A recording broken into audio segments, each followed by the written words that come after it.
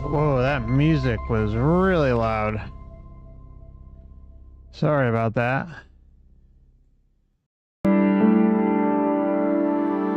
Jeez. Sorry, I didn't mean to blast your ears, guys.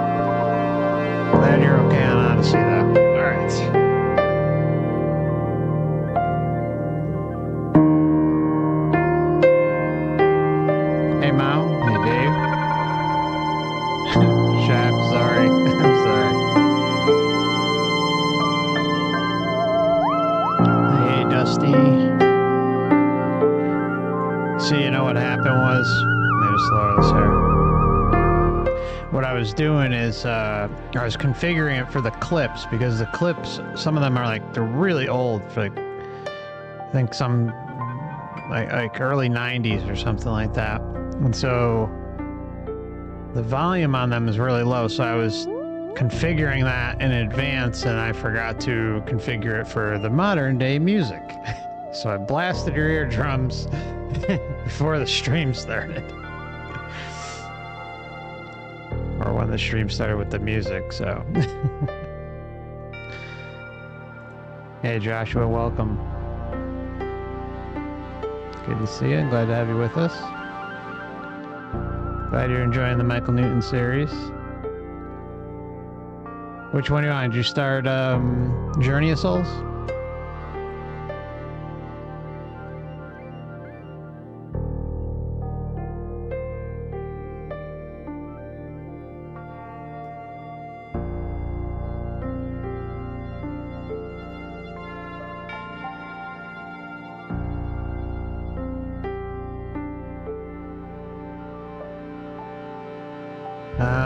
The notification didn't work, huh, Ryan?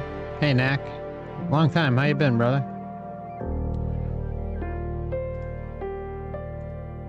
All right. Let's do this.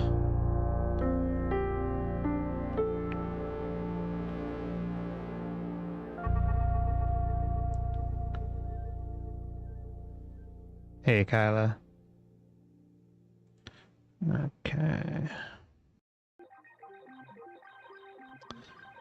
Welcome back to Forever Conscious Research Channel.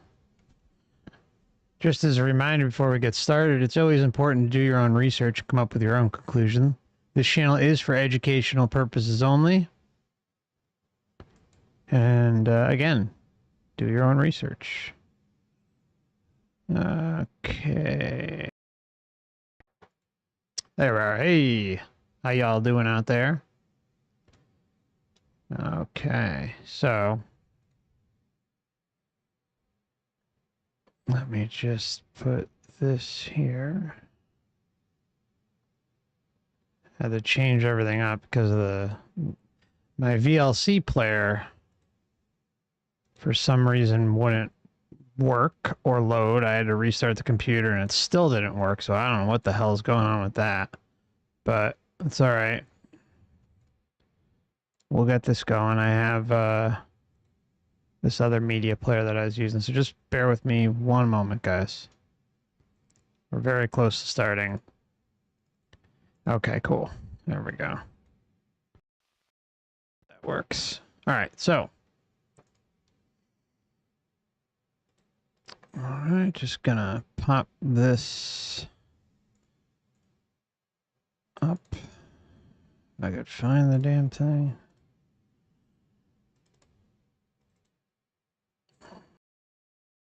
You guys are always so patient with my technical inabilities and difficulties. Okay, so this is just for timestamp purposes. All right, for those who are catching the replay later on. All right, so today's topic, we're going to talk about cults, right? Maybe you read the description. If you haven't, maybe take a look at it, but I'm going to just kind of encapsulate what's going on here and the comparisons between everything. So cults are interesting because what many don't realize is that we're in one big, gigantic cult, and then there's cults within the cult. It's like the craziest matrix shit ever, right? So you have all this indoctrination that we have. But cults are interesting because it goes to the heart of the problem. And that problem crosses between the earth realm, the human body, the astral body, and the astral realms, okay? That are contained within the overarching matrix system, right? And systems that are contained within it. So examples would be obviously the astral realms, the earth realm, and maybe there's some other material realities that are lumped in with this in this soul system of deception. But we're only going to be working with what we know. We're going to work with the data patterns. We're not going to stray off from that. We're going to try to stick with the sane route that we have evidence for. So what's really fascinating about cults is like it's when you start looking into them and you hear about like the control, the deception, the love bombing, the pinning members against one another, the trauma bonding, and on and on and on, right? Those things, the guilt, the fear, the shame, the euphoria, the camaraderie, the hold on, I think maybe this fan might be too high. The 1 minute.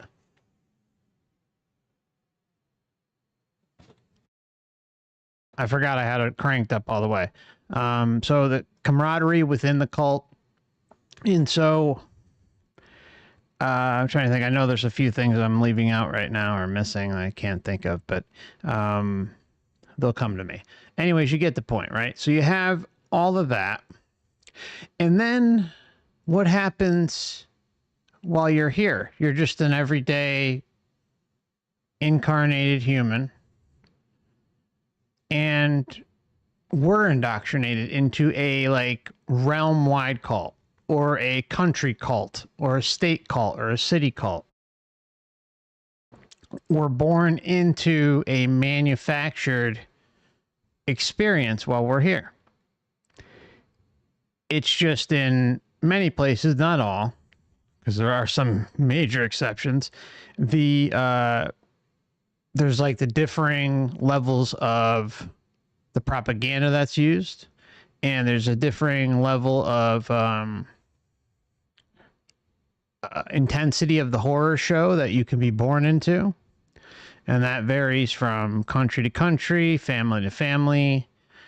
And so when we cross over, and I think what I'll do is I'll hold off on that because that goes kind of like to the heart of how these things kind of join, but you can probably see where I'm going with it. And if you're new or otherwise on the fence or curious about the soul trap, this is one that you really got to take seriously because it's glaringly obvious, let's say, of how these things intermingle. Ask yourself, too, why is the human body itself engineered in such a way that we can be manipulated the way we are, regardless of whether you're in a religious cult, a business cult, a consumer cult, a patriotic cult, etc., a school cult, you know, we can go on and on and on, right? And it's like, one of the things that's interesting when you start looking into people talking about cults online, especially, and some of you may have seen, I think I mentioned it in the description. What's really interesting is you see like many people that will say, oh, there's no way I could ever get dragged into a cult. Meanwhile, it's like, I just want to respond and say, yeah, but you're in one. We're all in one. We're all in this massive, crazy cult. Although, well, most of us were, but you know, now we see the cult for what it is. We have deprogrammed ourselves from the biggest cult of all, which is the realm-wide deception that is the Earth matrix, right? And then you see how it glaringly links to what goes on in the astral, and that includes everything else that I mentioned in the description. Experiences, we're going to be talking a lot about NDEs, but we're going to talk also on breakthrough trips, pre-birth planning, life between lives, past life regressions, deathbed visions, visitations. All of this stuff links to keep the cult member, aka us, going and believing in the cult in an effort for us to reincarnate once again. And then we're mind wiped and it starts all over again. So let's get into this. I want to show you this incredible video that talks about, do you want to be a cult leader? Some of you may have seen it. Video's been around for a long time, but this group did an incredible job encapsulating everything. And then I'm also going to bring another video on afterwards that's going to talk about, you know, the tactics, like more in depth about the tactics of a cult. And just in your head, just think while you're listening to this, like, obviously not all of it's going to apply, but the ones that, because like the cult that many of us experience and are surrounded by, quite frankly, is a very, very toned down version of it. Even though the Matrix is like Clown World level 9 million, it's still like the inhabitants within the big cult of belief is we're clear, like we're just like we're way out of our league, right? It's like, anyways, I'm not going to stop rambling. I'm going to play this video and I'll talk with some commentary throughout parts of it. And then, yeah, and then we'll move on to another one after that. So thanks for stopping by tonight. Really appreciate you all being here, and look forward to spending some time with you. Okay, so let's get this up. If the video goes dark at any point, just please let me know in the chat. I'd greatly appreciate it. I'm going to try to keep an eye on it properly, but okay, why is this not showing? Okay, come out now. Oh, you gotta be kidding me. Hello? Where the... I'm sorry, guys. What the hell? Gotta be kidding me. There we go. All right. That was strange. All right. Okay.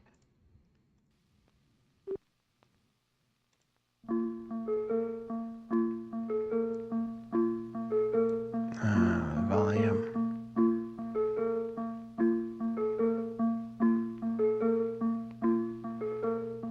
Don't you want devoted followers who leave their families for you, give their money to you, give their bodies to you, give up their lives for you, consider you God, and will kill for you? I love you.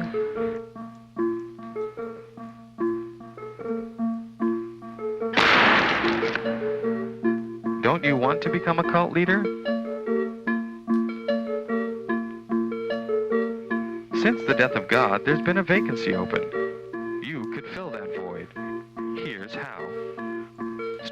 All right, I'm sorry, guys. The volume is getting really out of control. Hold on. Structure your cult like an onion. Just bear with me one And moment. helpful features on the outside, and the most controlling, kooky, and evil parts at the secret inner core. All right, here we Use go. deception.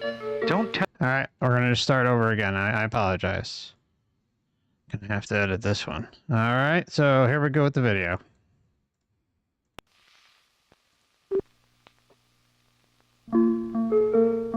Isn't that Evil Films presents Mind Control Made Easy, or How to Become a Cult Leader. Don't you want devoted followers who leave their families for you, give their money to you, give their bodies to you, give up their lives for you, consider you God, and will kill for you? I love you.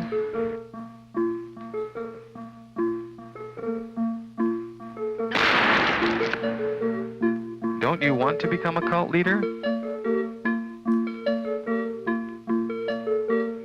Since the death of God, there's been a vacancy open. You could fill that void. Here's how. Your face here. Structure your cult like an onion with the most benign and helpful features on the outside and the most controlling, kooky, and evil parts at the secret inner core. Use deception. Don't tell them who you really are. Lie. Leave out important information or distort information. Are you trying to recruit me? No, I'm just trying to share something meaningful with you. Establish front groups. We're a Bible study group. We're a management course. We're a meditation center. We're Yeah. a world peace organization. We're a person. We're a world peace organization. Look at her eyes. Oh, these guys are really good at it. I know this. Where do I find this stuff? I'm telling you, I don't know. I run across all sorts of shit. Personal Development Center. We're a drug rehab center. Promise to fulfill their dreams. Don't you want a world of unconditional love and brotherhood? We have the secrets to self-improvement. You can join us and be special. Join our elite mission to save the world. We can teach you special powers. Personal power.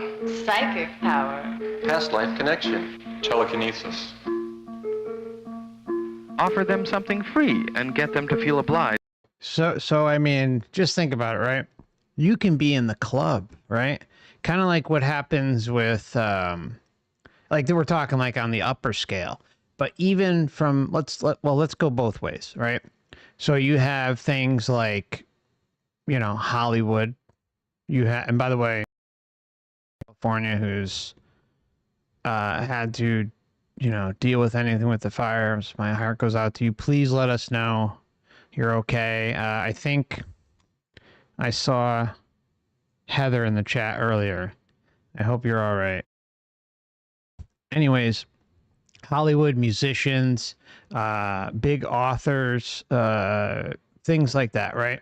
Like, they can be admitted into the upper echelons of entertainment, but they're also at the same time giving away like huge chunks of their essence to be in that, you know, aka sold their soul, right? Then you have like we can go down to like what's going on with individuals like us, right? Oh, well, you can be in the cool kids club if you go to college for 4, 8+ years, right?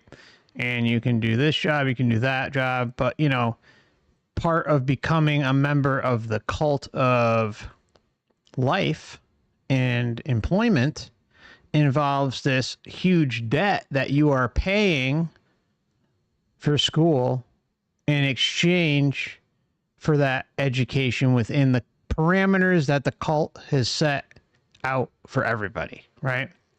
So if you want to make the big bucks, you'll become a doctor, an attorney, you know, whatever, right? big scientist, but you're also in like the upper echelon of the cult experience, right? So that's kind of like, you can see the varying levels, but you got to pay that money.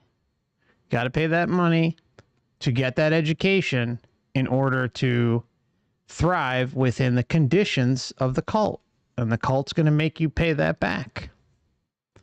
They're going to give it to you for free. They're going to put the little carrot on the stick. They're going to give you the incentive, and then, you know, take it right out of your wallet for what, 20 years, 10 years, 30 years, at a very nice low interest rate, by the way. So it's okay. To give you something in return. Well, we gave you that free dinner. The least you could do is come to our weekend intensive. You can tell them time is running out and that they must make their decision now or it will be too late.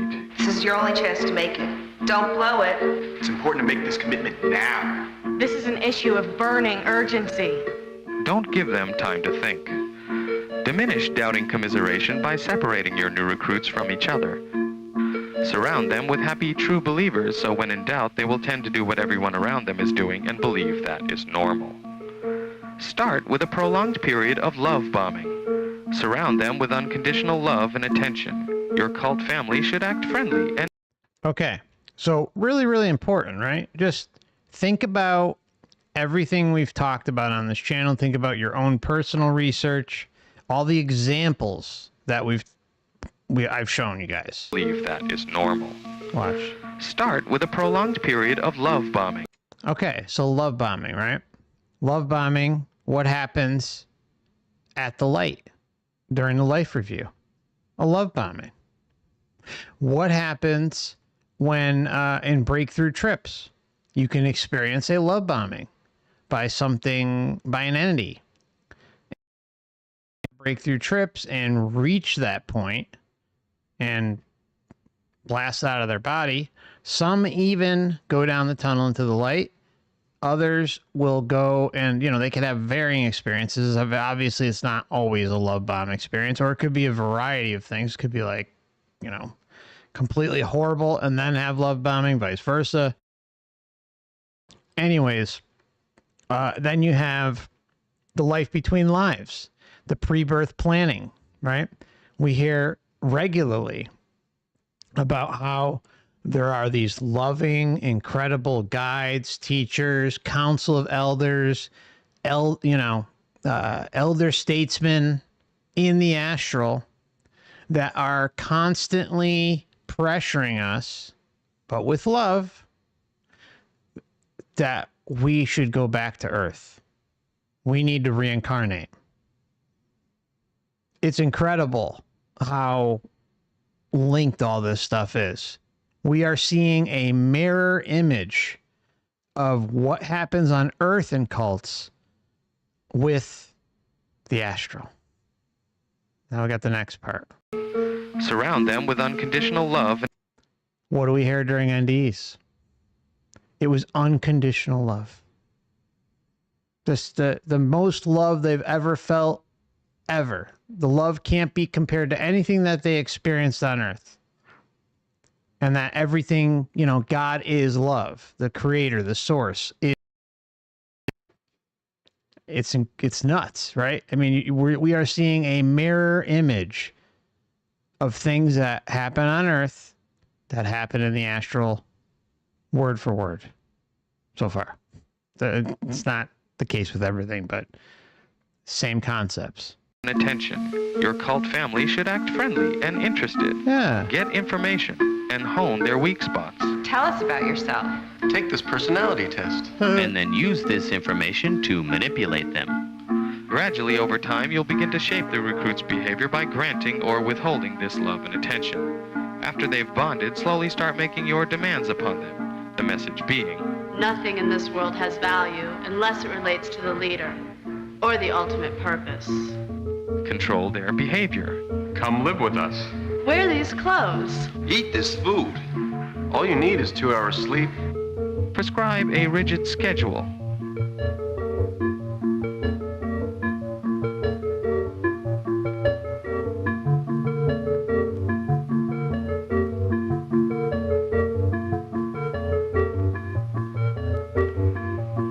active and with as little sleep as possible.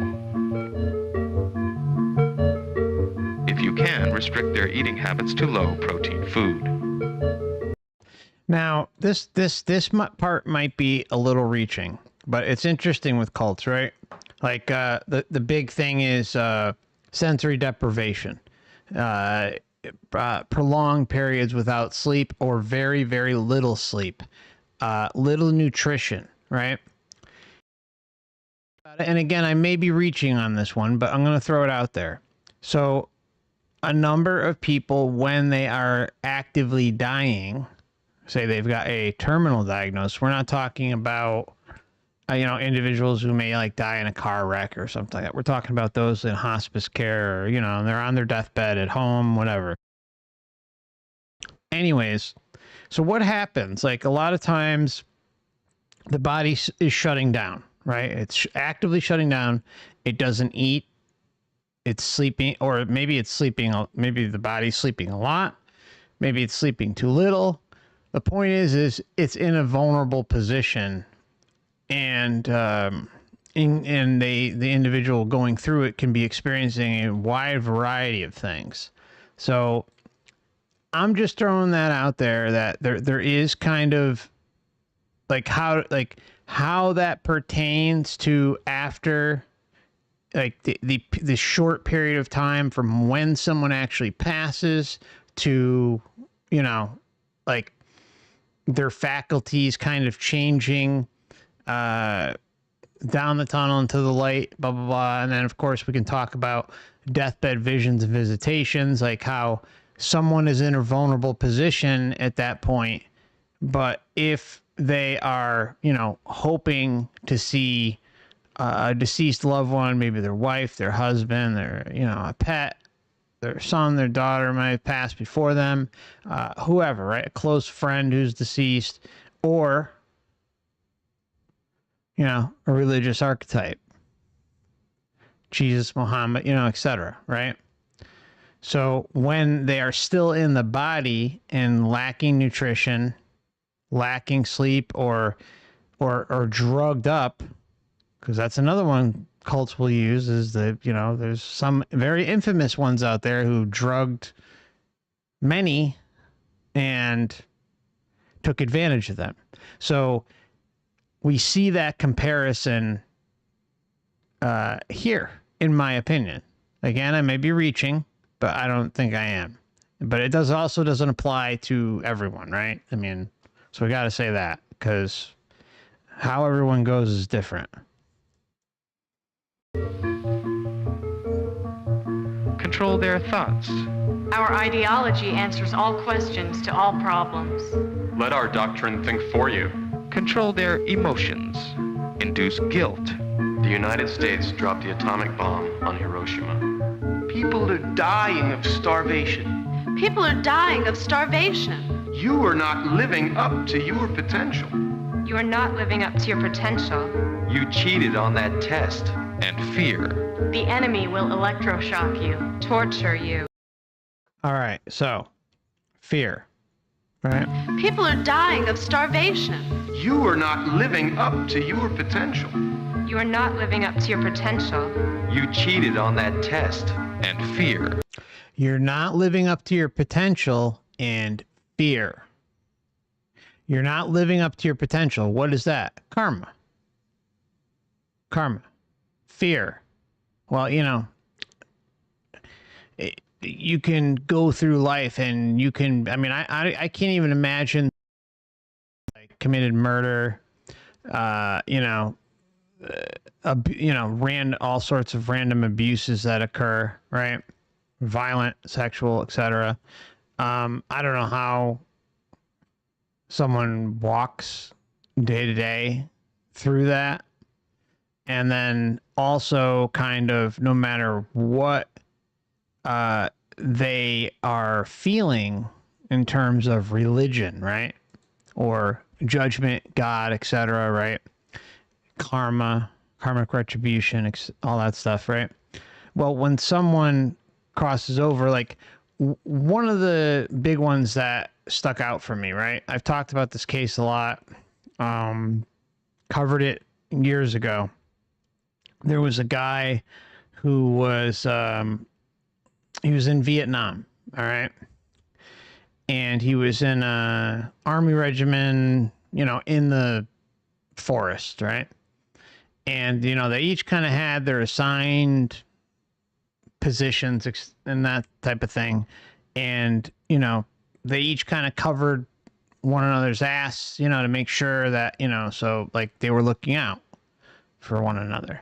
Well, what happened was, and he openly admits this, he's on, like, it was something that ate away with him for years. He turned for a brief moment. I don't remember if he got distracted or what happened. And that distraction ended up resulting in his good buddy in his unit getting shot and dying in front of him. Now, this, like, you know, he was in his late teens, early 20s or something. So it was like, this stuck with him for a long, long time. And leading in up to his death, he kept talking about it. He thought, you know, it was like a huge regret. And you know what the Matrix did? This is where the deathbed visions visitations comes in again. You know what the Matrix did? They sent him, or at least a perceived projection of him, to say, like, all is forgiven, everything's okay. Because he was terrified of what might become of him as a result of that. Because that guilt, that fear, that shame had ate away at him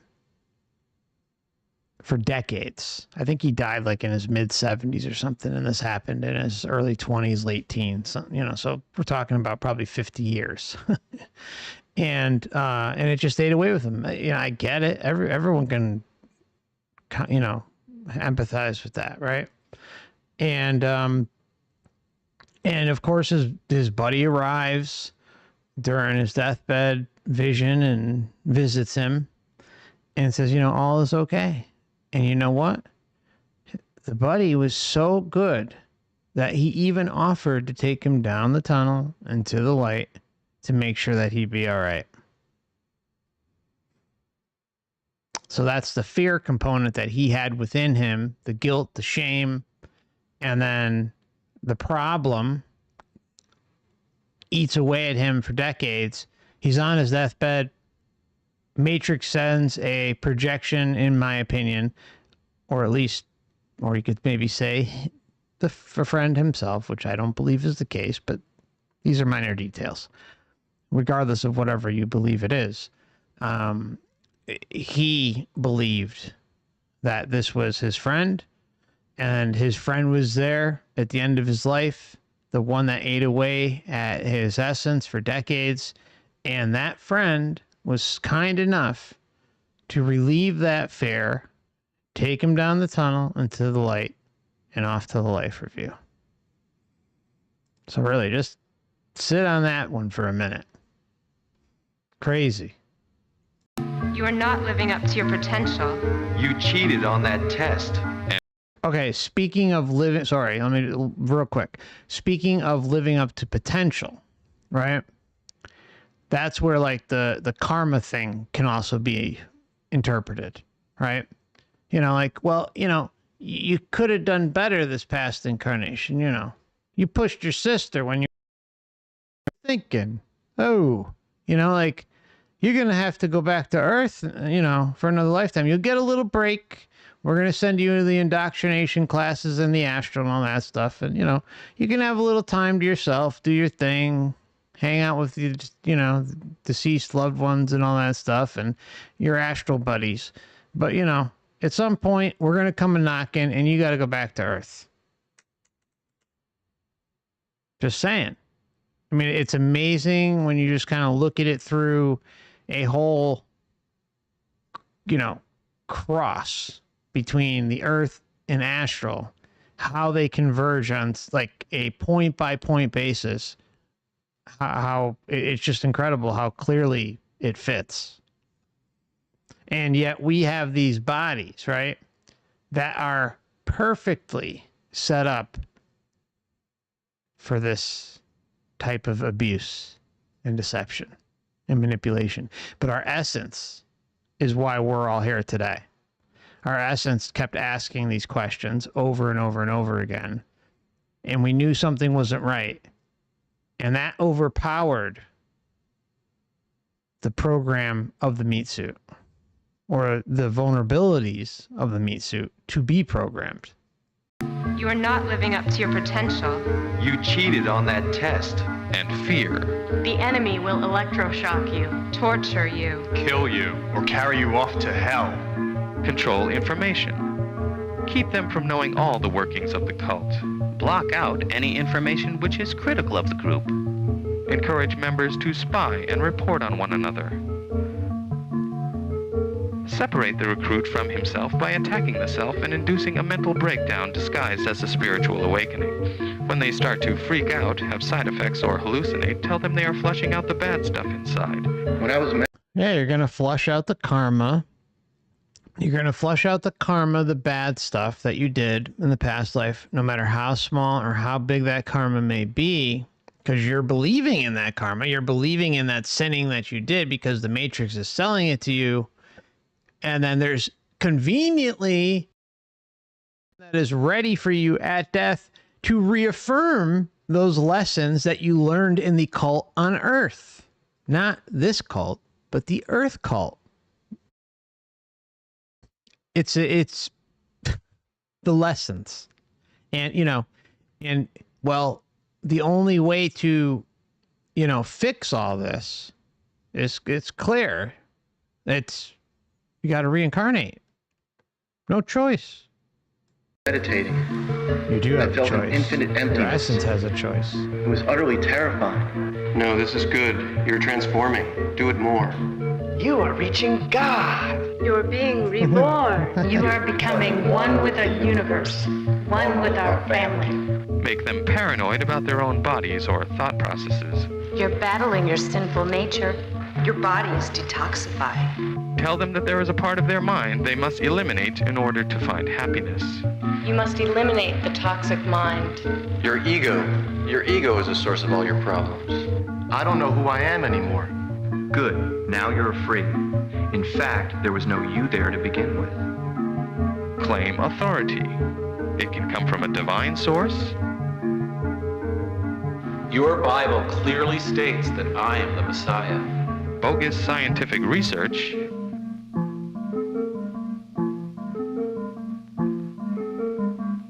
Scientific studies prove my techniques work. Or special knowledge. I am the enlightened master of the universe. Make up stories about yourself to boost your importance. I invented air. I have special access to the aliens. But don't be stupid about it. Start slowly. A good con man takes a little bit of truth and a lot of lies and pulls the wool over the eyes of the ignorant. Induce trance Pulls states the and wool over the eyes of the ignorant. I mean, it's perfect, right? But because that's what's happening here. Like, we're in this crazy cult together. Not anymore. I have to deal with it, obviously. But we're rejecting the Earth cult, the Astral cult, the entire Matrix cult, all of that, right? And we're not going to feel any fear, guilt, shame, or anything, or no love bombs are going to convince us otherwise. That, you know, we're going to take the sovereign path and live our existence through that and never have to go through this again. Because that's what it's all about. It's all about the sovereign path through your intention as a creator being. Because that's what we all are. Yet the system, like we talked about many times, wants to compare us to a grain of sand on the beach. You know, like we're nothing. It couldn't be further from the truth. We're way more than that, guys. And going outside the body proves that. Proves it 100% that, like, we're way more than this bullshit grain of sand on the beach that the system wants to tell us that we're the equivalent to. That's the difference, right? You know, what was interesting was in the end of year member appreciation stream, I don't remember if this made it, because crazy enough, the power went out. I don't know, when we were about 5.5 hours in. But we were talking about the grain of sand on the beach thing, because I've talked about it a lot. And interestingly enough, a few others mentioned it, and they said that they were taught the same thing. Put a 1 in the chat if you, when you were in school, that maybe science class or something like that had pushed that kind of narrative on you. Like, you know, you're basically nothing. You're a bag of bones, and you're the equivalent to a grain of sand on the beach, like meaningless, right? You're just one grain of sand and many grains. You know, like, it's crazy. Like, this was like crammed in my head from when I was young. All right, so we got a few 1s, 3 1s. I mean, it's wild. Like, I mean, that's like a cult narrative in itself. It's like, okay, so yeah, you're just a bag of bones when you die. You're nothing. You know, who are you? That's like the interpretation I got as a child. It's like, who the hell are you? You're nothing. I'm nothing. We're all nothing. Meanwhile, I find out a few decades later that, you know, it's true. Like, we're all creator beings. It's not, and that I don't have to worship anyone or anything or this matrix or none of that. I mean, that's pretty culty. That's pretty culty that we were fed that line of bullshit. That is a very parasitic narrative too. Like at its core, like very, very parasitic, to make a true essence creator being, which, you know, we all are. None of us are special, right? Like, in terms of, like, you know, we're all, I mean, we're, you know, that's a horrible way to phrase it when we're talking about the grain of sand at the same time. But it's like, we're all creator beings. Like, the reason I say we're not special is because we all have the same abilities. We all have the same background as far as that goes. It's just that we happen to be in the meat suit form right now, and our access to that is quite limited. Sometimes we can tap into it. Sometimes we can leave the body and experience and prove to ourselves that we are creator beings. That intention works instantaneously. But, you know, that whole thing just happened to be left out. Interesting, isn't it? Self-hypnosis by practicing thought-stopping rituals and repetitive acts like dancing, spinning, singing. We love the leader is love. When I'm not with him, I feel like a schlub. We love the leader is love. When I'm not with him, I feel like a schlub. Over breathing.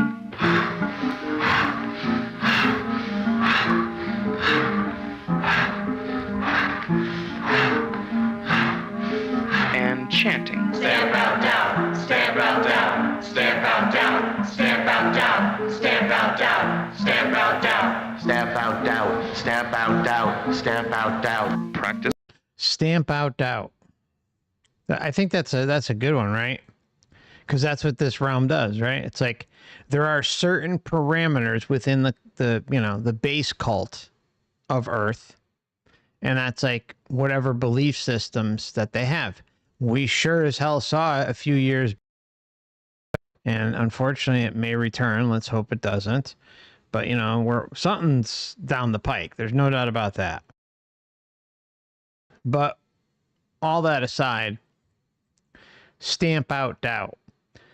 What were we being told over and over and over again a few years ago? Like, it was like a mantra, an evil mantra that they were pushing on everybody, that, you know, you had to go and get the thing, you had to put the thing over your face, and you know, right? And that, you know, the things that help you are horrible, they're evil, you know. Horses, you know, inject them out in the corner of the barn all fucked up, you know, and, you know, don't do that, you know, I mean, all that type of stuff, right? I mean, it was crazy. Stamp out doubt. And the Matrix has like all these little mini programs going on, guys, right? And those mini programs are religions, science, school, materialism, consumerism, all that. I mean, and on, money in general, right? All this stuff is like wrapped and perfectly figured out for how the human Mitsu will respond to it. And it lays out all sorts of options, different sports we talk about, music, movies, the news, on and on, right? There's all these different things that are out there. And they're meant to attract you, me, everybody into believing what you are told and stamp out doubt because it's coming from official sources. And then, of course, what happens in the astral when you're dying? You go down to the light, you hang out with the life review, and then there's some being, some entity, or there could be a few entities, and they're trying to stamp out doubt, and then they kind of give this push and pull kind of program that leads you to reviewing your life. And then at the end of all that, the good, the bad, the experience of things you did bad through the body of the individuals you may have wronged, experiencing that. And then at the end, they basically say, okay, well, you're doing good. You're doing all right. Smashing you with the love bomb. But, you were pretty close this time. Or, no, you messed up too much and, well, you got to reincarnate again. That's the choice. Stamp out doubt. Well, this is problem, reaction, solution. We see that here. We see that in the astral. Well, the problem is you didn't, do what you were supposed to do. Or like you veered off track, right? Reaction. Well, you did okay. It's all right. You may have fucked up here and here and here, but the solution is that we're going to offer you another chance. I mean, it's amazing how this stuff just fits. It fits so perfectly. Doubt. Stamp out doubt. Stamp out doubt. Stamp out doubt. Practice prolonged hours of meditation. In these trance states, they are more receptive and suggestible. Revert them back to childhood dependence and mindless obedience.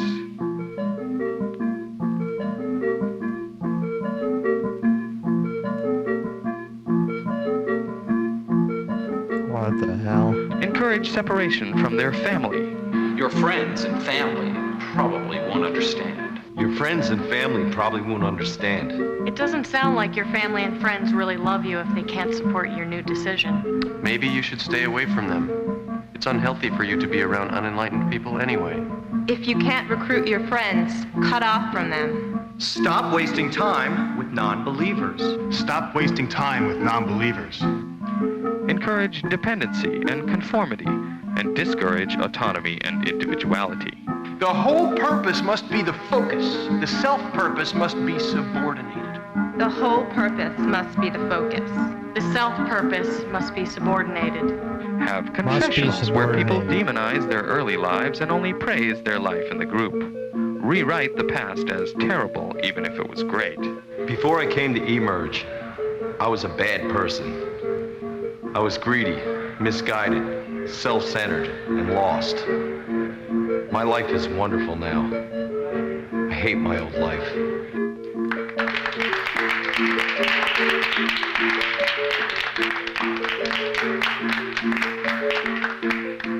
Before coming to emerge, I was always in my ego. My toxic mind was running my life. I was a sinful, negative loser. Thanks to the leader, every day I'm a winner. Isolate them from the... So, thanks to the leader, I am a winner. Thanks to the leader. Well, who's your leader, right? Or who may have been your leader in the past? Who is the leader for everybody in the realm? It varies. And the Matrix has it set up in so that you look for leaders, aka gurus, spiritual parasites out there for direction. But meanwhile, whether they are, in my opinion, unknowingly, but knowingly or unknowingly, involved in the scam, the deception, to keep you coming back here under the guise that, hey, everything's going to be okay. I'm going to guide you through this religious text. And that's not to say, and like, let me just clarify this too. Like, in the thumbnail, I put all the religions in there, right? Like, I think every religion, for the most part, has some sort of value to be extracted, right? But like, that's what it took for me to kind of get to where I am today, right? It's like, you have to kind of weave in and out of these like various different minefields that are on Earth.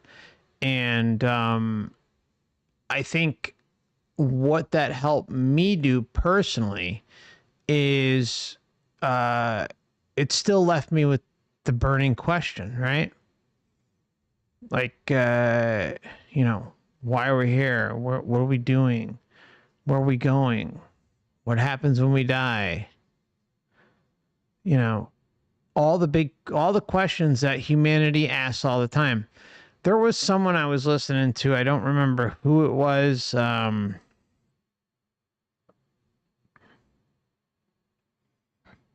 think it was someone. Oh yeah, it was Cam. Cam, shout out to Cam if you're out there, brother. Cam said, you know, all this could be cleared up right away if, like, and you know what? Maybe the Matrix has done this, but you know, clearly we are not in this this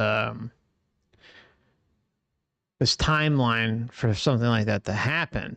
But if it did happen, knowing what we know now, I mean, obviously we wouldn't fall for it. But Cam mentioned, he said, you know, all this stuff could be cleared up very quickly.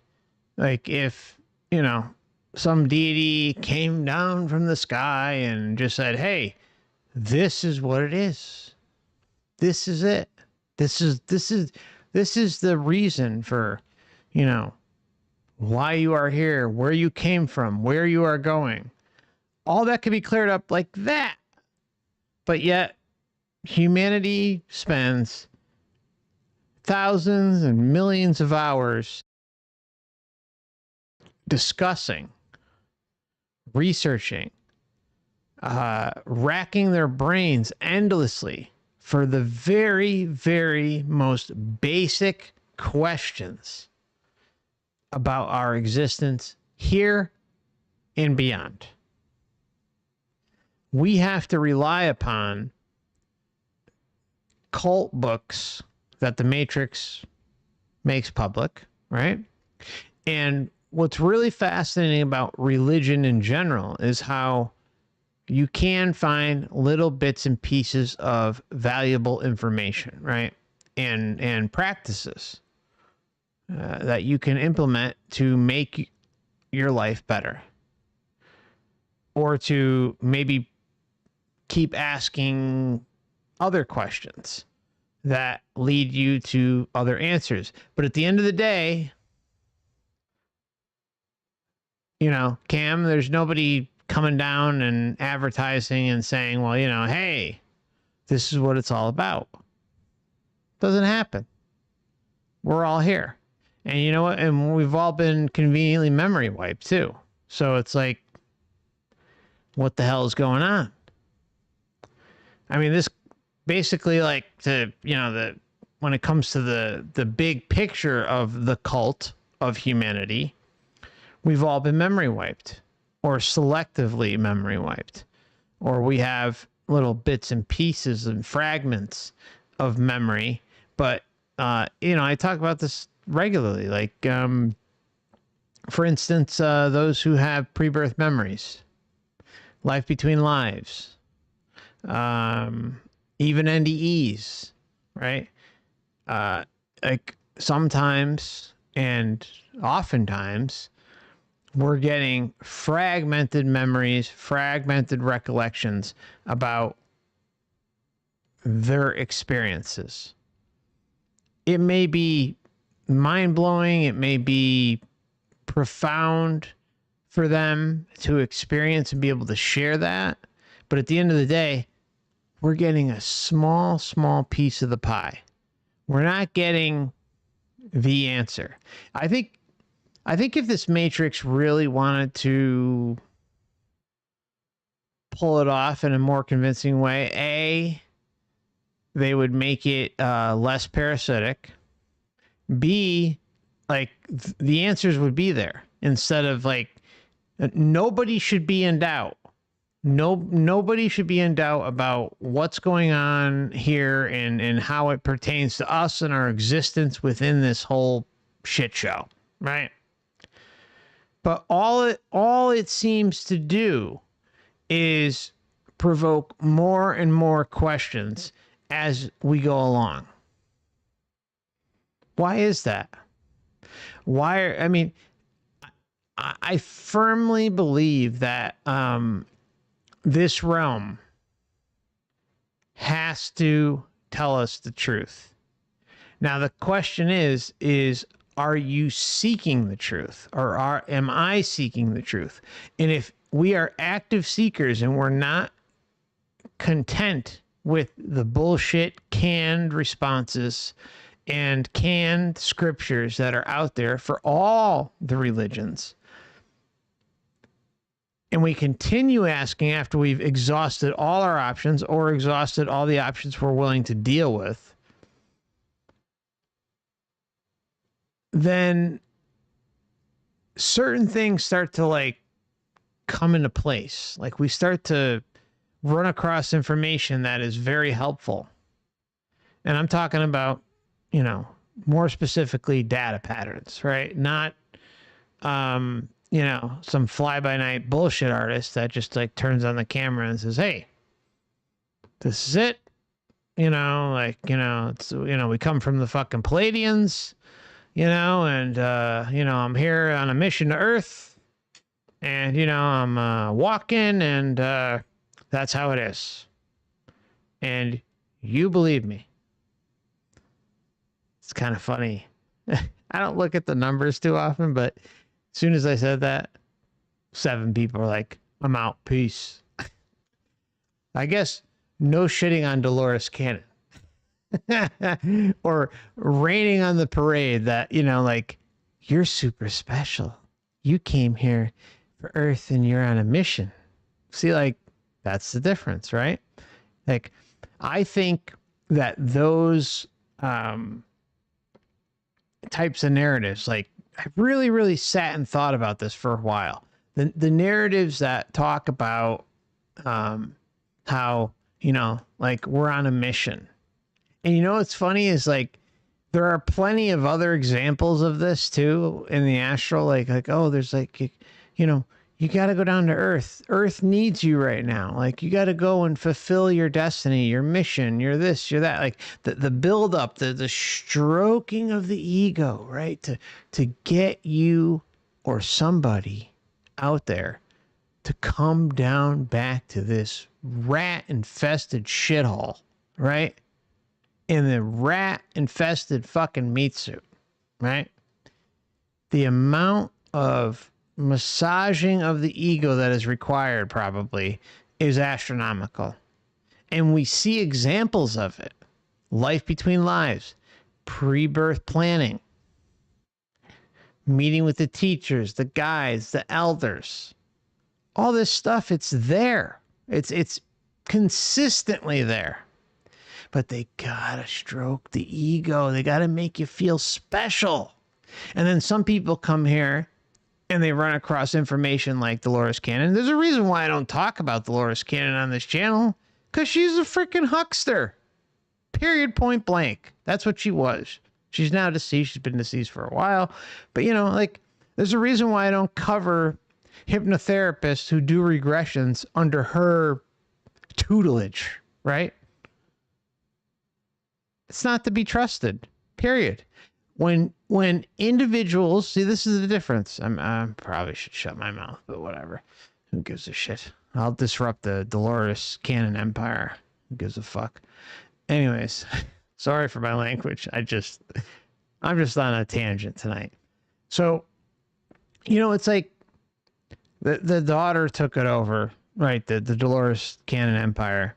But like, all you have to do is spend a little time learning about hypnosis, like how it works. Hypnosis is not something that can be, you have to be gentle. You have to be, you should not be interfering. You should not be injecting things. You should also be, like, if you want true data, if you want reliable data, you want to make sure that the person, especially like if you're submitting it to the internet or like, dare I say, scientifically, you can't have things like pre-baked ideas. And that's a big problem with hypnosis in general, right? Our subconscious, our conscious mind, all these things, our belief systems in general, all this stuff plays a major role. So if you believe that, you know, the Palladian star system, the Sirius, you know, star, the dog star is like, you know, like where you came from, and that's, you know, it's all explained away and easy to digest. And then you take that belief system, that pre-baked idea, and then you go to someone who is confirming that belief system, propping up that belief system, then what are you getting? You're not getting reliable data.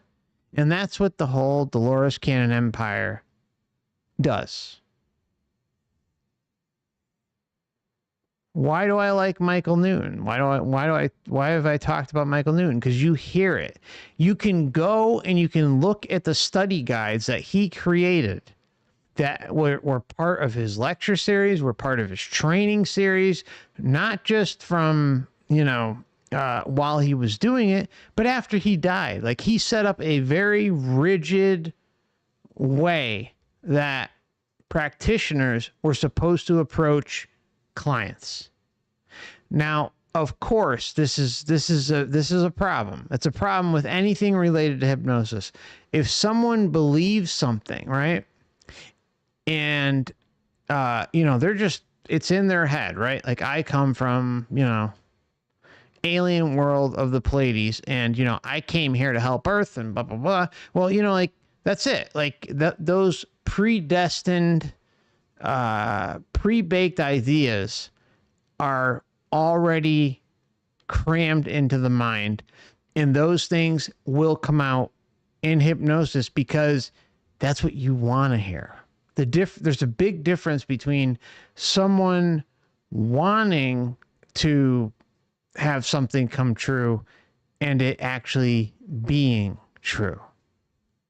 And that's why I think Newton did a pretty good, like, of the collective of people who went under with him. I think he's the most reliable overall. It's not perfect, but it's the most reliable, in my opinion. And those who, like, if you're looking to get a regression, my suggestion would be under someone who trained under the Michael Newton hypnosis regression systems, right? I think that would be good. But if you also see in their bio that they are certified through Dolores Cannon, then I would say don't do it. That's just my opinion. In my opinion, I don't want to get sued. But, you know, like, I'm just saying, like, if someone's playing both ends of the spectrum, both sides, where they're polar opposites, one is seeking valid information, as best as possible. And then one is like going into a course of, quite frankly, bullshit, and getting confirmation bias and playing along with confirmation bias with patience. Well, that gets a little dicey, right? It doesn't mean that they're all bad. It doesn't mean that, you know, there aren't some good ones out there who are true hypnotherapists. They know how they're supposed to conduct themselves. But when you got big money involved, when you got these types of things involved, you're kind of skating on thin ice, at least with me. Anyways, you kind of get my point. Like, stay away from the Decloris Canon Empire, all right? That's all. That's just all I'm going to say. Negative loser. Thanks to the leader, every day I'm a winner. Isolate them from the rest of the world. Make them feel part of a special elite group with an important mission. Monuments and historical landmarks will someday be erected to commemorate us and our sacrifices. Tighten your group's bond by establishing scapegoats and enemies. Demonize outsiders as less than human, biased, corrupt, or conspiring against the group. Develop an us versus them mentality. Fighting resistance. Tell them their critical thoughts are... All right, so the us versus them mentality. Demonize outsiders as less than human, biased, corrupt, or conspiring against... Okay, so this is like a good point to talk about. One thing you'll never hear on this channel, like I'm very careful when I talk about the concept of NPCs, right? While I do think they exist, I don't know to what extent, and I'm not going to pretend to know. Some people say, oh, it's 99%, 90%, 75%, 80%, you know, it's, you know, whatever, right? 50-50. I mean, like I've heard all sorts of crazy numbers, right? But at the end of the day, you don't know, I don't know. Does that mean that you treat anybody different than in the group, in the cult? So you could, you know, we can be experiencing the cult around us when we go to the grocery store, when we go to work, when we go to whatever, right? We take a drive and pull into the store and get gas, right? And we can run into all sorts of people. Some of those people can be our friends. Some of those people can be our family. And they are unknowingly propping up the cult. Does that make them an NPC? See, where you have to have compassion and empathy for everyone, my friends, is like, we just figured this out this lifetime. I think, and you know, I've talked about this before. I feel like my most recent past lives, I was close, but clearly not close enough because I ended up back here, right? And you know, I don't think I have the full picture on the whole past life thing. I think I have, again, bits and pieces. And anyone who claims, this is an important sidebar, anyone who claims that they have full recollection of all their past lives or full recollection of even a single lifetime is full of shit. Straight up. That's just the truth, right? It doesn't mean that they are knowingly doing it or purposely doing it or trying to, you know, pull the wool over your eyes or anything like that. It just means that that's what they believe. But I don't believe that anyone has full, I'm talking about full, from cradle to grave recall of past lives. They may get a regression and see this and that, and they might see a lot, right? And it may provide a better picture, more answers for them in this lifetime as a result of tapping into those past lifetimes. But are they getting the full picture of the matrix? Are they getting the full picture of how their existence in essence, relate to the Matrix, like 100%? No, they aren't. That's the difference. And so anyone who makes bold claims like that, there are some, there's so many people that talk like, oh, I'm a walk-in, and I have full recall, and like I've had full recall since I was born, and blah, blah. I'm sorry, I'm not buying it. And the reason why I'm not buying it is because there's not enough evidence for it. There's just not. And so what am I supposed to do? Am I supposed to believe, a few random individuals out there on the internet who are making these claims and just, they must be telling the truth? You have a wide variety of people on the internet. Most of us do what we do. We live our daily lives, put food on the table, pay the electricity bill, the water bill, and whatever. And then go about our day, rinse and repeat, and are also doing research on the side, right? But then you have like another like scope of individual where they have a messiah complex, right? And this is something that's kind of like caught on with the whole soul trap thing over the last 2 years, I'd say. And like the information is kind of like taken and recycled and then plastered into like just a slightly different narrative, but with a messiah complex, right? With a complex, with a narrative that doesn't involve a sovereign intention, or like a very distorted one where someone is like some big figurehead, and here is why, A, B, C, and like they say a lot of the right things, but that's just one example. It's just one example. I mean, this applies to all sorts of different things in life. But the point is we don't have full recall. Nobody has full recall. There are individuals on Earth who have full recall of everything they've done. Like I'm talking dates, times, of everything they've done on Earth in this lifetime.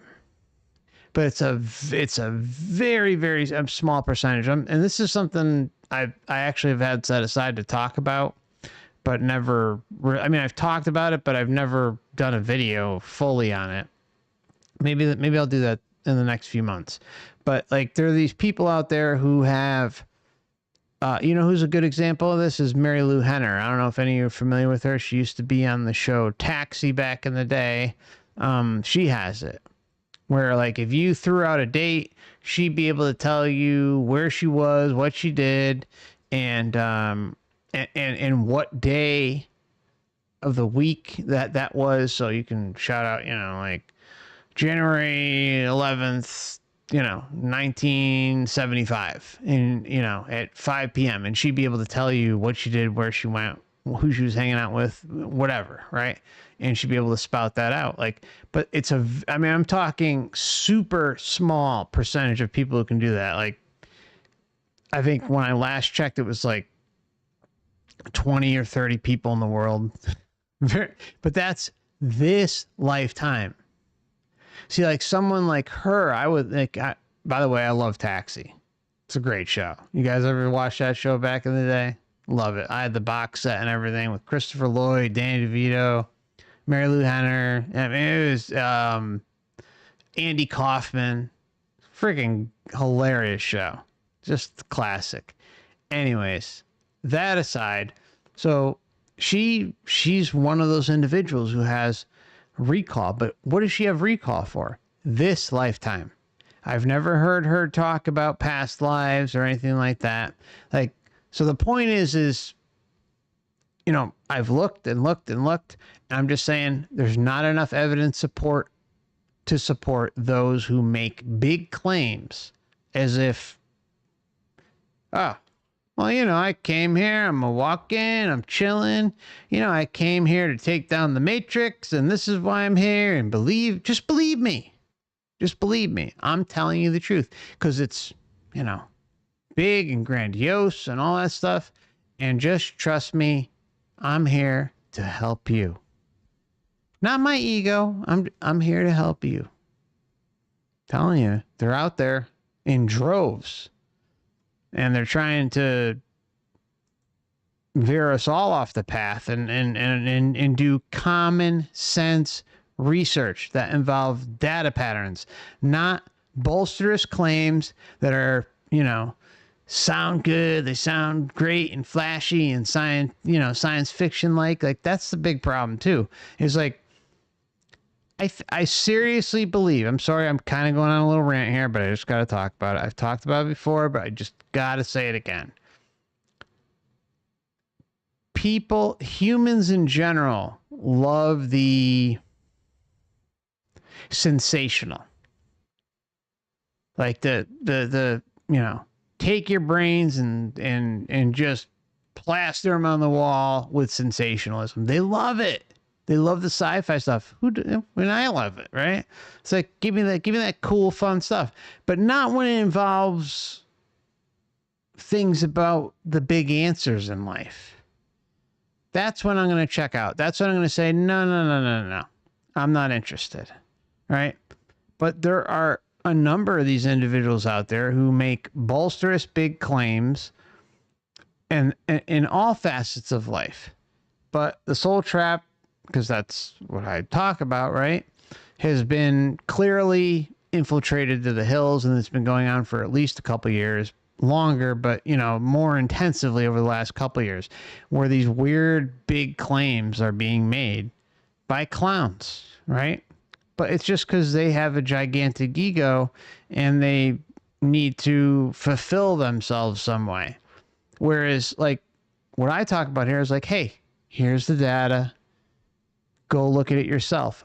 I'm telling you, this is what I'm seeing. This is what makes sense. But at the same time, I'm also saying, how many times have I said this? Nobody needs my channel. Nobody needs it. I can give you kind of the Cliff Notes version of it. Heck, you can watch my intro video and get the Cliff Notes right away. And then go and run with it and look at all these experiencer cases, and there's no way you won't be able to come up with the same conclusion that something is really rotten here. Something doesn't make sense. All the narratives that are being pushed are completely opposed to common logic. All right?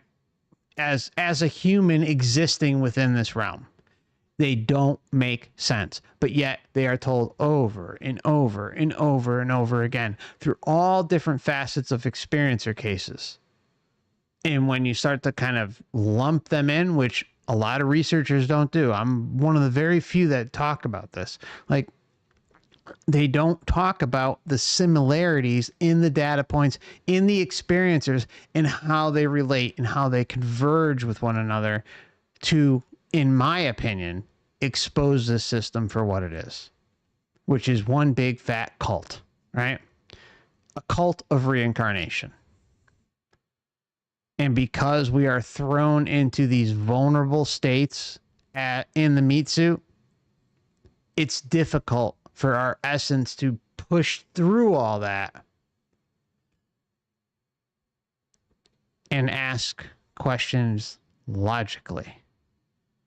But we are in a timeline and experience right now. I hate that word timeline because it's so cringy in the new age community and all that stuff, but that's what it is, right? Like we've reincarnated in a timeline that has the internet, that has access to all this data. All of it's there. And we're able to decipher and look at things rationally, as rational as possible. I mean, I've been called all sorts of shit. I don't care, right? Like, you can say, oh, like, well, you know, this is the least rational guy ever. But you know what? I don't care what people say. It's like, I think it all speaks for itself. And all you got to do is just, you don't have to trust me. Just go and look. Just go and look. I mean, seriously, it's going to take time. Like if you're new or otherwise on the fence, or maybe just curious about the whole soul trap topic, just give it a chance. And that means spending hundreds of hours reading, listening, watching experiencer cases of a wide variety. And of a fresh variety. And I think you'll see the patterns. So anyways, that's kind of, I'll step down from the soapbox and we'll continue. Tell them their critical thoughts are evidence that they have committed crimes against the group. Start investigating them and make up crimes. I think I want to leave. You must be insane. Make them feel guilty. We're doing important work here. You expect saving the world is easy? We're all called upon to make some sacrifices for the cause. Just when things get tough, you want to give up. You're weak. Do you want to move forward toward freedom and enlightenment? Or do you want to fall back into your old dirty ways? What's more important, our mission? Our family? Eternal salvation? Or your petty grievances? You're being negative. Ignorant. Selfish. And sinful. Our leader is flawless. The doctrine is flawless. There must be something wrong with you. There must be something wrong with you. There must be something wrong with you. There must be something wrong with me. There must be something wrong with me. Yes, there is. Yes, there is. Indoctrinate with fear. Tell them that they could be possessed by evil spirits, or suggest that if they should ever leave, something bad could happen to them. I'm just warning you that without us, you're liable to get into a bad accident, get sick, or even die. I'm warning you. Without us, you're likely to get into a bad accident, get sick, or even die. If you leave, you'll just be reincarnated into a lower life form. Make it easier for them to die for you by calling their bodies containers that are shed before they evolve into higher life forms. They're shit until they evolve into higher life forms. You know what? They're in some weird, twisted, demented way, I think there might be some truth to that. Now, hear me out. Hear me out. I'm not just spitting this out and just saying, trust me, because I don't think there's enough evidence to fully say that it's true or not. You know, I've talked about this before. Like, I feel the way this place works, just hang with me for a moment. I feel the way this place works is so like we pull up to the gate of the Matrix and like they kind of give us the rule book and they say like, hey, this is what goes on here. Are you going to basically, you know, give us a piece of your essence and you're going to be memory wiped and, you know, this whole experience can be yours if you just, you know, sign on the dotted line with your intention. And then we come here, and again, I'm just throwing this out there, right? Make of it what you will. And then we come through, and I think what they probably do is put us through these astral crash courses about how things are going to be or what's to be expected of us in the astral, on Earth, right? In the material form. So I think once that's done, then we kind of get a deceptive experience on Earth, which could be something just like we're just a state of existence. Like a leaf on a tree, a blade of grass, a flower, you know what I'm saying? Something that's like, we're here, but we're not. We're also kind of separated. Maybe we can kind of weave in and out of the astral and stuff like that. And then as that kind of progresses, then maybe we're a, quote, lower life form, like a worm or a fish, you know, whatever. I hate to say lower life form, but that's, I think, how they achieve this whole scam more easily is by kind of introducing us into the scam and deception a little at a time. Little at a time. Who knows, right? How this all works. There is some evidence to suggest in Hindu scriptures that this is how it works. I don't know if that's true or not. So, I mean, I'm throwing it out there that it's possible. Right. So then eventually we work our way up. You know, maybe then we'll become like a dog, a cat, a lion, a monkey, you know, like a shark, a whale, whatever. And then eventually we reach the point where we become human. But I think what happens is those, and again, this is all speculation. I'm not saying there's enough evidence to support this, anything I just said regarding this topic.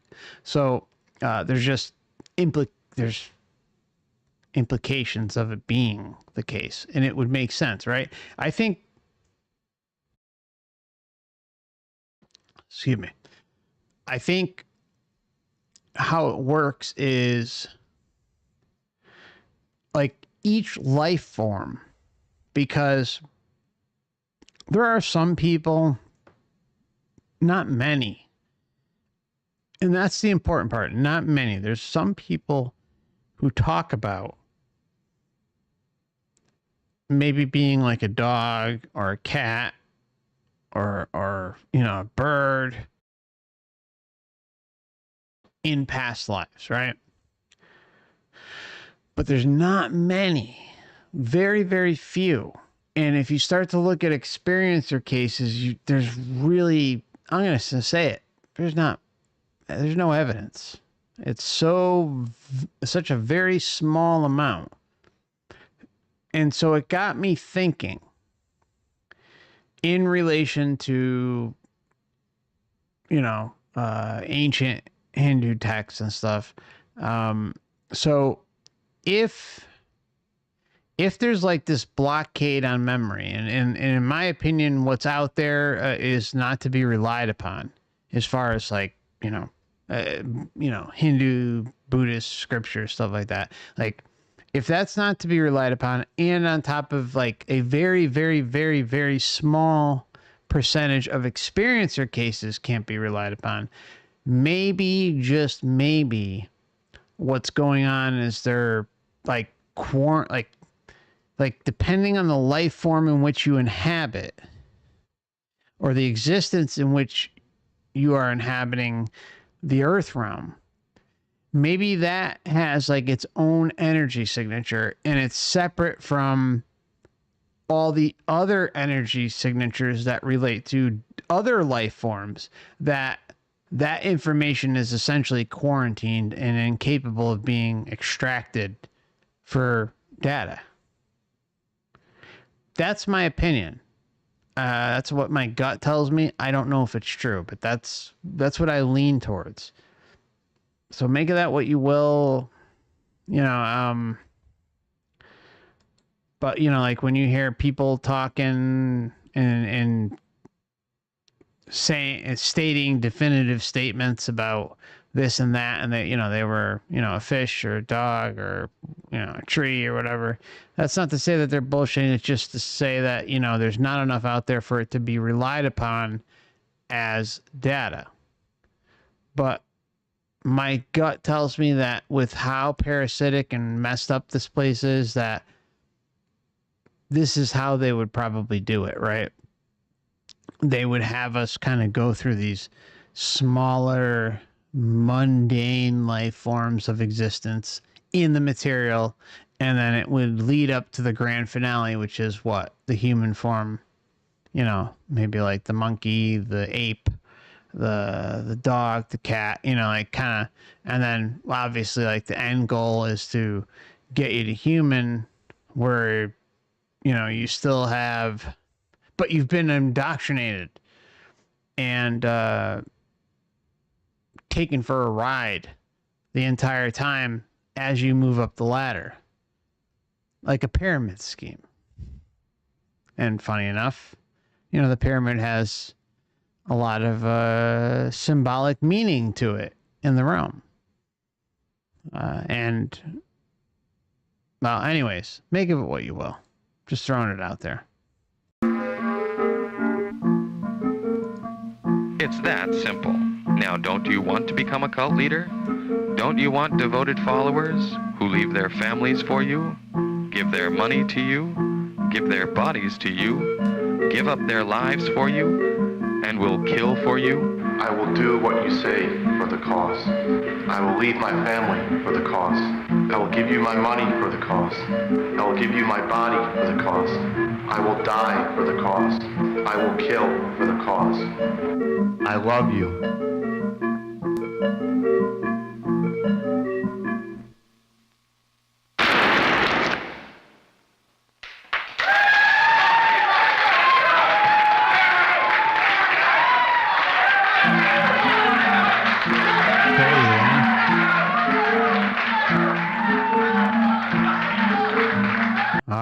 So I'm just going to pause that there. And what we'll do is we're going to just take a 5-minute break, and I'll be right back. And then we're going to get into part 2, which will be the final installment of tonight. And I don't think we're going to get through all of it, but we'll get through at least a half hour. And we'll be right back. All right. Thanks for stopping by tonight. I appreciate you all. Please consider hitting a like button before we go to break. It's always appreciated and does help the algorithm on all the platforms, apparently, allegedly. And I do have a YouTube backup channel, a Truth in Gaming channel. If you'd like, you can find those in the description tab of the channel, the About tab, whatever they call it these days. And I will see you shortly. Thank you so much. Be right back.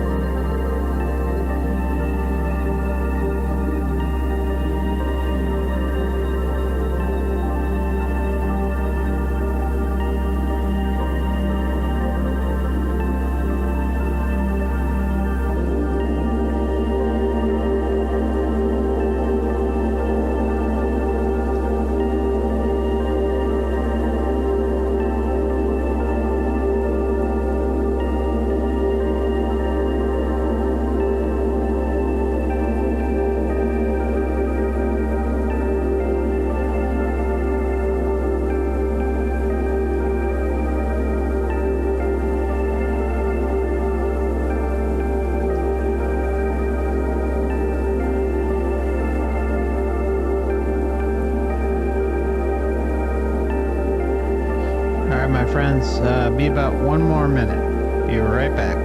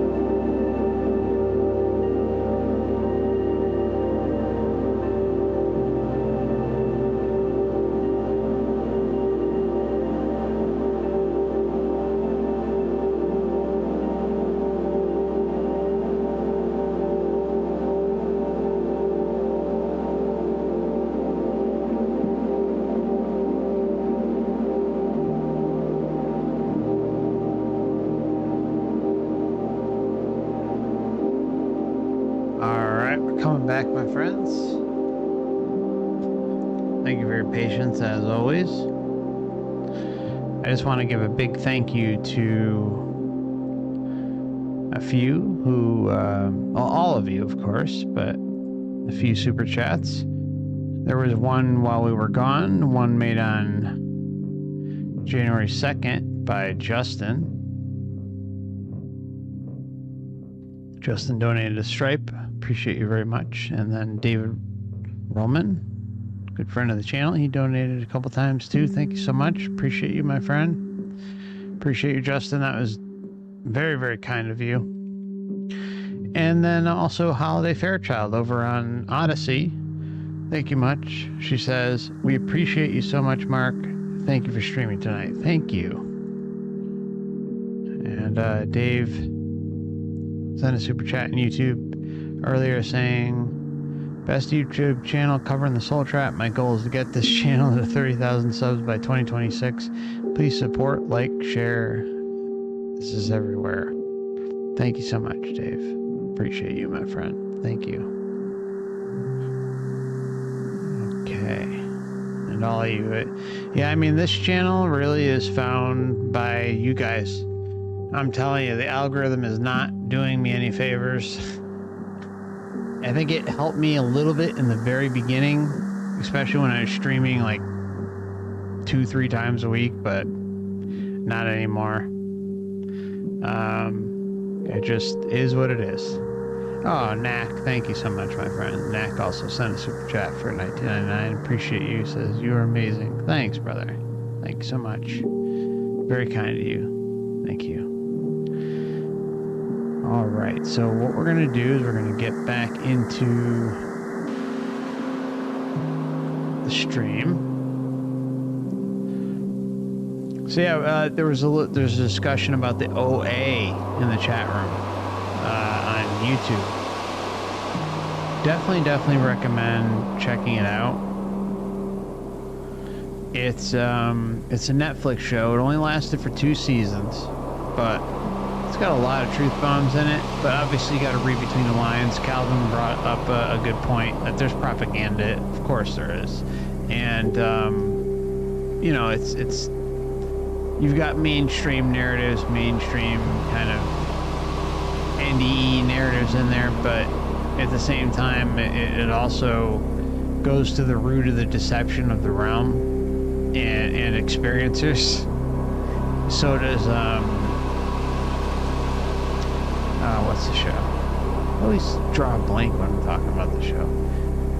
Yeah, well, the movie of Defending Your Life, you know, from the late 80s or the 90s, and the other Netflix show, what is it? It's got Ted Danson in it. God, we've talked about it. I can't believe, I always draw a blank on this show. I know someone will correct me in the chat right away. So I'm looking and waiting.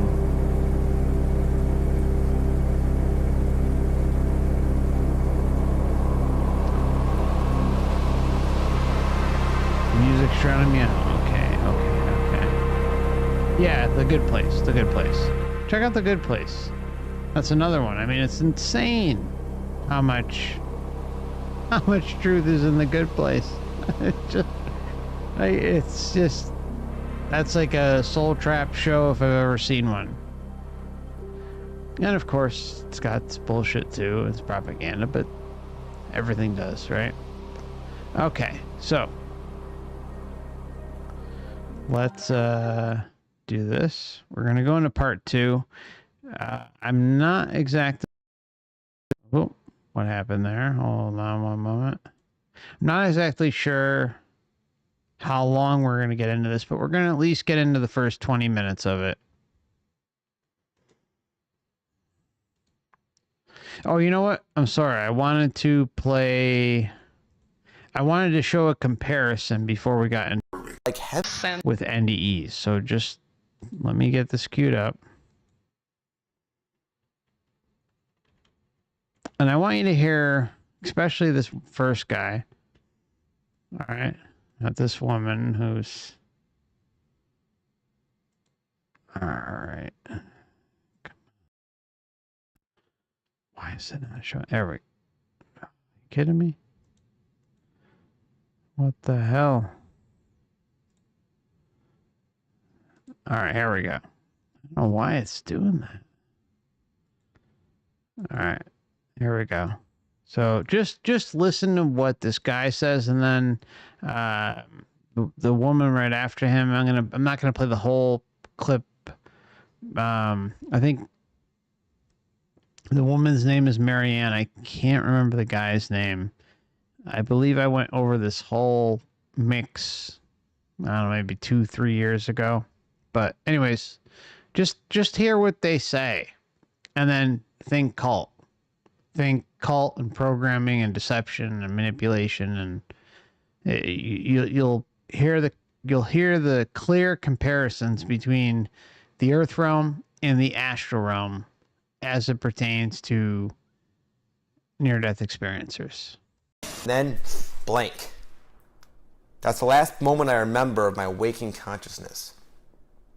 I emerged, I popped into, from there you could say, with no discernible transitional phase. I'm just all of a sudden in this like other world, this other realm. And I'm not sitting, I'm actually standing, and it's like, it feels like heaven. Like what my concept of heaven would be like, meaning it's what my concept of heaven would be like.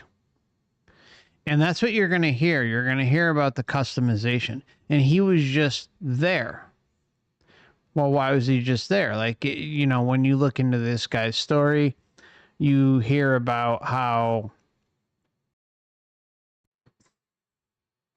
you know, I got to be selective with my words, right? I don't want to insult people or anything like that, but it happens with a number of NDEs where like they're just going about their lives and they have something traumatic happen to them, right?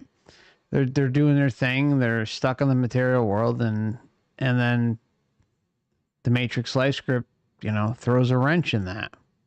whether for the good or the bad. Usually it's for the perceived good. But just hear what he has to say. But the customization is clearly present, as it is in many NDEs. Like heaven, like what my concept of heaven would be like, meaning it was like really bright, and it was all like white everywhere. And the one thing that would make me say that it seemed like I was in heaven is the quality of the whole realm, the whole place I was in was just beaming with love. I felt love, and it was so intense and so penetrating that I just started crying. I sometimes cry as I tell this story because I get to like have a faint memory of how it felt. This is like no worldly or earthly love. This is like the love of the divine. It was so unconditional and so peaceful. And I'm just sitting there being like washed away in this flood of love in this other realm that I somehow just popped into out of the fucking blue. Washed away. Isn't it kind of interesting how we always kind of get these water references? Sometimes like it's just so prevalent, you can't help but notice it. Washed away. And it was just popped into this realm. Popped into this realm. There's a difference between someone knowing, researching, being aware of how this whole system presents itself versus those who don't and are just kind of thrown into it. There's a big, big difference.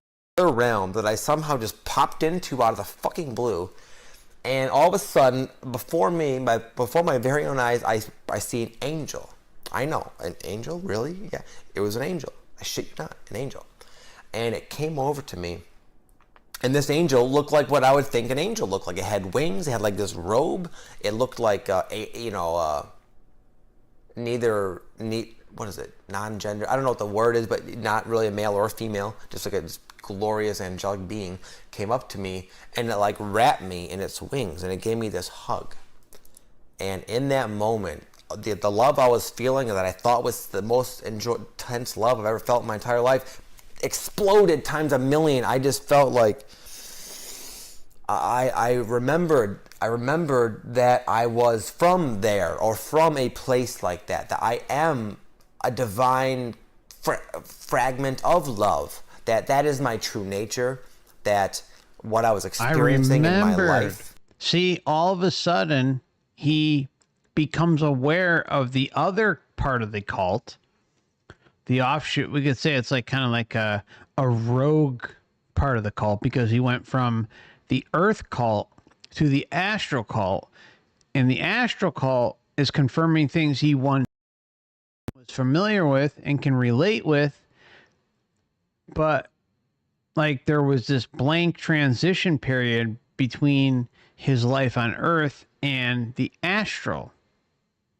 the lower Earth Astral. Is a temporary illusion and just an experience that I chose to have. All these, like, didn't come in the form of like remembering things. I all of a sudden just knew that. I just knew that. I knew what I was. I knew where I was. I knew this angel was real. I knew. I just knew it. How often do we hear this? We hear it all the time. It's like, oh yeah, that's right. Everything's familiar to me again. Well, why is it familiar? Because it's the freaking Truman Show. It's Groundhog Day, wrapped into a freaking enigma. Others who have had... Now, listen, I believe her name's Marianne. I covered this experience in full a number of years ago, and I have my thoughts on it, but I think she encapsulates some interesting information regardless of... I'm not...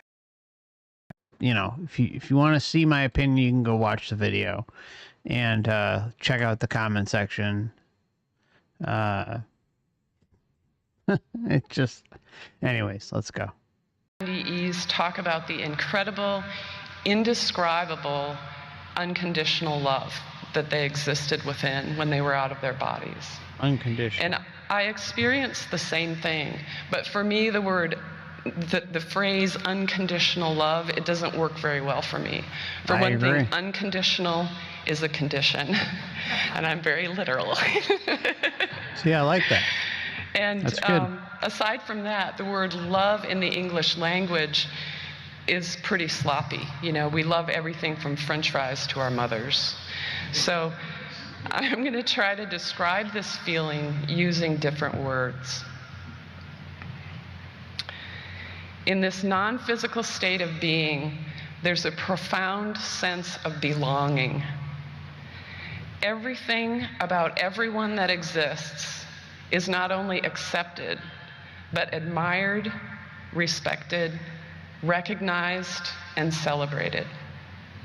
There's a cooperative co-passion for being that permeates everything that I experienced. Everything there is effortless. It is just so easy. It's blissful, and it's filled with a joy that is so fundamental, it's only really remarkable from outside of that state of being. So imagine that everything you have ever thought, imagined, experienced, dreamed, or created was recognized to be valuable. To you, yourself, and to everyone else, to all that exists. And as I got to the end of this tunnel, I came into a world or a place One more. where flowers were huge and the grass and the colors were so vividly beautiful and vibrant. And All right, so the audio's really low on this part, so I'm going to raise the volume. You may want to lower yours because it might attack you, but let's attack your ears. I hope it doesn't, though. Let's see. everything was alive. The grass, the flowers, and I realized they're alive in this life, but that's not what I'm talking about. They were alive in a way that they were communicating and part of me, and I was part of them. And I was somehow moving over this scenario when I was taken into a place, and I don't remember by who. See, he was taken into a place. I don't remember who took me into this place, but like the ignorance and the lack of like ignorance isn't, it's not trying to be mean, right? So if Wayne Morrison sees this or any NDE or experience on their experience, nothing is ever personal. It's just me kind of breaking down what they say, right? And just being blunt about it, and whatever you believe is fine by me. It's not gonna change how I think. It's just got to put it out there, right? Like nothing's personal. It's just that, like, when you live in a realm with such vast deceptions, where you should be, and quite frankly should be required to question everything, you start to, be really careful about how you mince your words. And, I'm not looking in my channel, what I talk about. I'm never, ever, ever trying to make anyone feel bad. And I welcome discourse and rebuttal and all that stuff. Any experiencer that I've ever covered and not covered is welcome to kind of have a discussion, right? And see where things go. But especially experiences that I've talked about, they're always welcome to come on and speak their piece about their experience. But anyways, that aside, I think it's important to really kind of analyze these experiences and listen to what they are saying. Why did I bring up the water thing that was discussed, right? Because water, or, I was cast into the sea, I was flushed, I hit a wave, or, I went into this pond or this ocean or this river or something. Like the water symbolism as it pertains to experiencers is so common, it'll put your jaw on the floor. And then when you look into how water is represented in especially like ancient spiritual texts, it'll really get you thinking in a big way. For instance, like the river of forgetfulness. Where'd that come from? And why does it have to do with the transition from life to death? And why does it have to do with, what does it have to do with you and your soul, your spirit, your essence, and the weight in which you carried yourself have to factor into whether you will be allowed admission across to the other side or not? Why? All this stuff kind of comes together at a head, and you have to really ask, why? Who is the decider, the judge, the chief, the jury on the other side that has a right to judge and take you or do anything with you based on how you conducted yourself in this lifetime, or whether you'll be granted access? Now, that's not to say that some people may not deserve that access, because there's sure enough a lot of parasitic assholes out there in this realm. But at the same time, I mean, I could go down a crazy rabbit hole, right? And talk about some of this stuff. But like, one of the things that I even think about is like the whole missing 411 phenomena, right? How many of those experiences are last sightings, or bodies are found near water, in water. Why? It's odd. It's really, really odd. So I'm just throwing it out there. Like there's, and then how water is aligned with us forgetting, with our memories being erased over and over and over and over and over again. Why? I don't have the answers. All I know is that the pattern's there and that it's clear for everybody to see.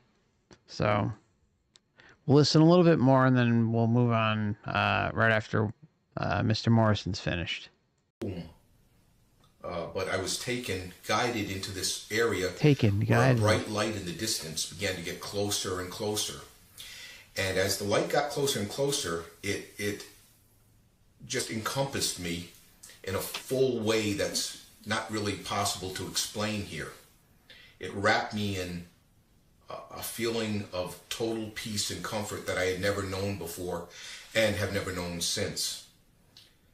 And as this happened, I rapidly began to ask questions. Now, when I say ask questions, this isn't in the way we communicate in this world. It was as if the second I began to think the question, the answer was given to me in a multitude of ways. I would know it from its history, for its reasons it was happening. For instance, I said at one point... Okay, so just keywords before we continue and listen to what he's saying. It was given to me. It's not that he intuitively knew it. It's that answer was fed, propagandized to Mr. Morrison. That's the difference. That's the difference of a matrix experience, and being unaware of a matrix experience based on what he went through and who he interacted with. But who is the individual or individuals or the entities that he interacted with? We don't know. They could be legit. They could be holographic in nature. I don't know. I lean more towards it being holographic in nature, because they'd be able to get a lot more done and keep the scam going with the type of technology that we're talking about. And I know it sounds out there, but when you start to dive into experiencer cases, you end up asking yourself, like why? Like, all this stuff is so convenient. Why, my deceased mother, my deceased father, my deceased dog, or the deity, like that, like all these individuals died decades ago or sometimes centuries ago, but yet here they are casting that illusion in front of me, along with many times a love bomb or some sort of manipulative tactic or sensation, sensory perception that is taking me over, where I'm unable to render proper judgment and analysis and data patterns to it because it decided to kind of insert itself into my life due to my lack of gnosis while here in this lifetime in this meat suit. That's not to talk down to anybody, but that's just how this goes. The experience, and all the top researchers in many different experiencer types will discuss how things are customized to you, your conscious and subconscious mind. And it plays out the same all the time. So if you believe that, you're a horrible person and that God's going to judge you and this and that, well, you know what? You may have a hellish near-death experience. If, you're a God-fearing, God-loving individual, man or woman, whoever, undisclosed, then, you're going to have a customized experience that will lead you in a certain direction that will confirm all that. So how is that happening? How is that happening? The only logical explanation is that there is some sort of program that is running in the background to facilitate said experience. And we can go even deeper and talk about evidence. We want to talk about evidence, right? We want proof that this is true. Well, we have proof. The life review. The life review proves without a doubt that every single moment of every single day is recorded. And then that information is taken and used for you and against you in the life review process. So ask yourself, how is this coming to be? What is facilitating this? What is facilitating the magnetism, the interest, the curiosity, the connection, the inner knowing that involves us going down the tunnel into the light for a life review, which then in turn leads to like a cascade of events in the soul classes, the life between lives experiences, the pre-birth planning, and then the pre-birth memories that result after you've reincarnated in some cases.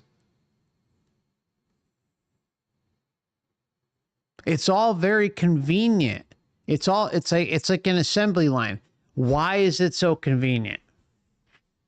Why is it set up in such a perfect way that, like, you have the Earth experience, which we all go through every day, and then you have the astral experience, which reaffirms the Earth experience, and then you have everything in between that continually reaffirms back to the Earth experience via reincarnation, and then the freaking cycle repeats itself. Why is that? Do you think is it all just conveniently there just for shits and giggles? No, it's because it proves how this matrix functions in a very specific way and how all this stuff lumps together. And it's again, nobody needs my channel. You can go and prove it to yourself and you will see what I'm talking about. It's not bullshit. Like, the information is there consistently in a big way. It's not just, Joe Schmo who occasionally puts out the story and, it just so happens to clash with this. No, it's like ridiculously accurate across many experiencer types, which all funnel into the same damn system. And I'm sorry, excuse my language. I swear it a few times tonight. I was a little heated. Sometimes I get in these moments, but, I don't mean any offense. Like, my style isn't for everybody, but that's all right. The point is, I'm trying to just throw the outline out there for you to say, hey, okay, are you interested? Do you want to know more? You can find out. Go and look it up.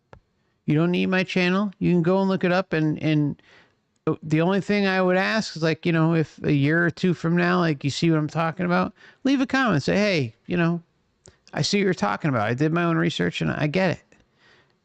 That would be the coolest thing ever. Like, that's because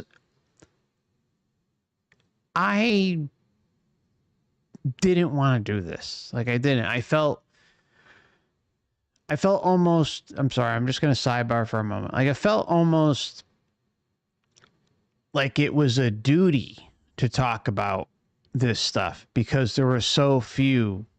It's it. Wayne and Dan. Like, that was it.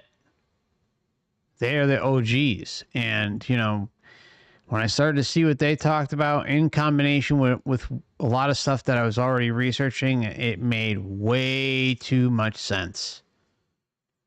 And so I did my own research based on some of the things that they were talking about. Not all of it, but some of it. And it propelled me into this strong inner knowing that, and, it is frankly undeniable. Like, there's way too much there to discount that this is all bullshit and made up. Like, when you see it, and how the experiencer types connect, oh my God. Like, it's the same freaking playbook over and over and over again, slightly adjusted, but the same things happening over and over and over again. Why? Because it's some well thought out, very smart, and I hate giving the system credit, but it's very well thought out. It really is. It's impressive. You can't help but be impressed by how this whole thing functions when you're able to see between both worlds. Having lived the life of an earthly human meat suit and then seeing how things play themselves out in the astral too, and how both things converge and correlate together. It's undeniable. It's there. And that's why I say nobody needs my channel. Just take the outline that I talk about in the trailer, or even, like, go through some of my videos, right? And listen to where I'm pointing out things, like where where experiencers are talking. You're going to be shocked at what you see when you apply that formula to all the other experiencer cases that you're looking into personally. It's freaking mind-blowing. So I'll step off the soapbox, but I just wanted to throw that out there because I think it's important. And we're going to wrap up with Mr. Morrison and then go into a little bit about cults for a little bit longer, and then I got to wrap it up because it's getting late. From its history, for its reasons it was happening. For instance, I said at one point, what is the meaning of life? And this being, who I personally believe was God, or at least a representative of God, if not God himself, communicated to me not the word love, but the understanding of love, an understanding of love that I really couldn't have had before, because I just thought, well, love, you love your mother, you love your dog, peace, love, all that. But it wasn't that. It was a love that was total and all-encompassing. So what's the point of life? What's the point of me or Wayne Morrison here existing? What's the point of it? Well, what does God respond? Love. And then you got to ask yourself, so you're all like this whole God thing, this whole source, this creator, whatever you want to call it, is all about love. And yet we have consistent data pattern after consistent data pattern that is confirming that this is the statement that the astral realm is making to us humans in the meat suit, right? We are seeing this same narrative over and over and over again. Like a ridiculous amount of people who go through these experiences come back saying almost word for word what Mr. Morrison has said. Why is that? Oh, it's bullshit. It's not bullshit. It's so clear to see. It's these two realms work in unison. And you know what? The astral realm has played their hand a little too open. And they have exposed themselves to individuals like us, because what they're basically saying is, hey, I know you went through hell down there. I know it was you might have had a shitty experience, and you might have had some good experiences too. But the reason for it is because God, source creator, loves you. Come on. If God, source creator, whoever loved humanity, then why would it have a creation such as the human body be so flawed? Why? Why would something so loving and caring facilitate a memory wipe experience for all of us to go through incarnation after incarnation? Why would babies die of cancer? Why would babies, children, wives, husbands get shot? Why would carpet bombing exist? All this supposed loving God, source creator, has to do is tweak its creation, the human creation. All it's got to do is tweak that. And we know that humanity itself is programmable, right?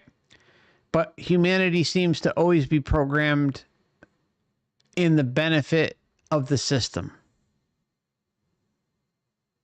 But yet we keep, like, how can anyone look at what happens here? What is possible here in the most horrific, disgusting way possible?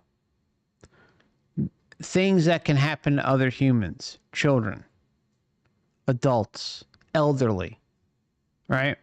How could any of this stuff be possible, yet be under the guise, the propaganda of love, concern for you, for me, for our loved ones, for unknown amounts of millions of humans out there who go through this experience of so-called life every single day. And yet this system has the fucking balls, the big brass stone balls, to say to all of us, basically spitting in our face and saying, it's all about love, Mr. Morrison. It's all about love. And it's unconditional. We're going to love you till we can memory wipe you and reincarnate you, and you go through all the bullshit again, and then you forget. But meanwhile, we're all sitting kind of in the back room, few of us saying, smoking our cigars and, taking a walk in the park and, driving up to meet one another, hanging out. And then all of a sudden we're like, what? But then there's this big horror show going on throughout the realm. Just think about it. We have what's happening in LA, what's happening in San Francisco, what happened in Lahaina, what's happening in Gaza. The absolute parasitical nature of so many things. And that's just big events, right? What about like the disenfranchised neighborhoods, right? Where people have a hard time getting out of, right? And those neighborhoods become violent because people are just trying to protect themselves and their family. Or they have been brought up to believe in a certain narrative that has resulted in them feeling that they need to protect themselves on a daily basis with a weapon, which could result in someone being horrifically injured or murdered or whatever, right? These are just small examples. Then you have starvation. You have slave markets. You have slave factories like Nike. Maybe I should shut the fuck up. I felt like I was in this. All right. So, one moment. I'm just going to bring up the... Hold on.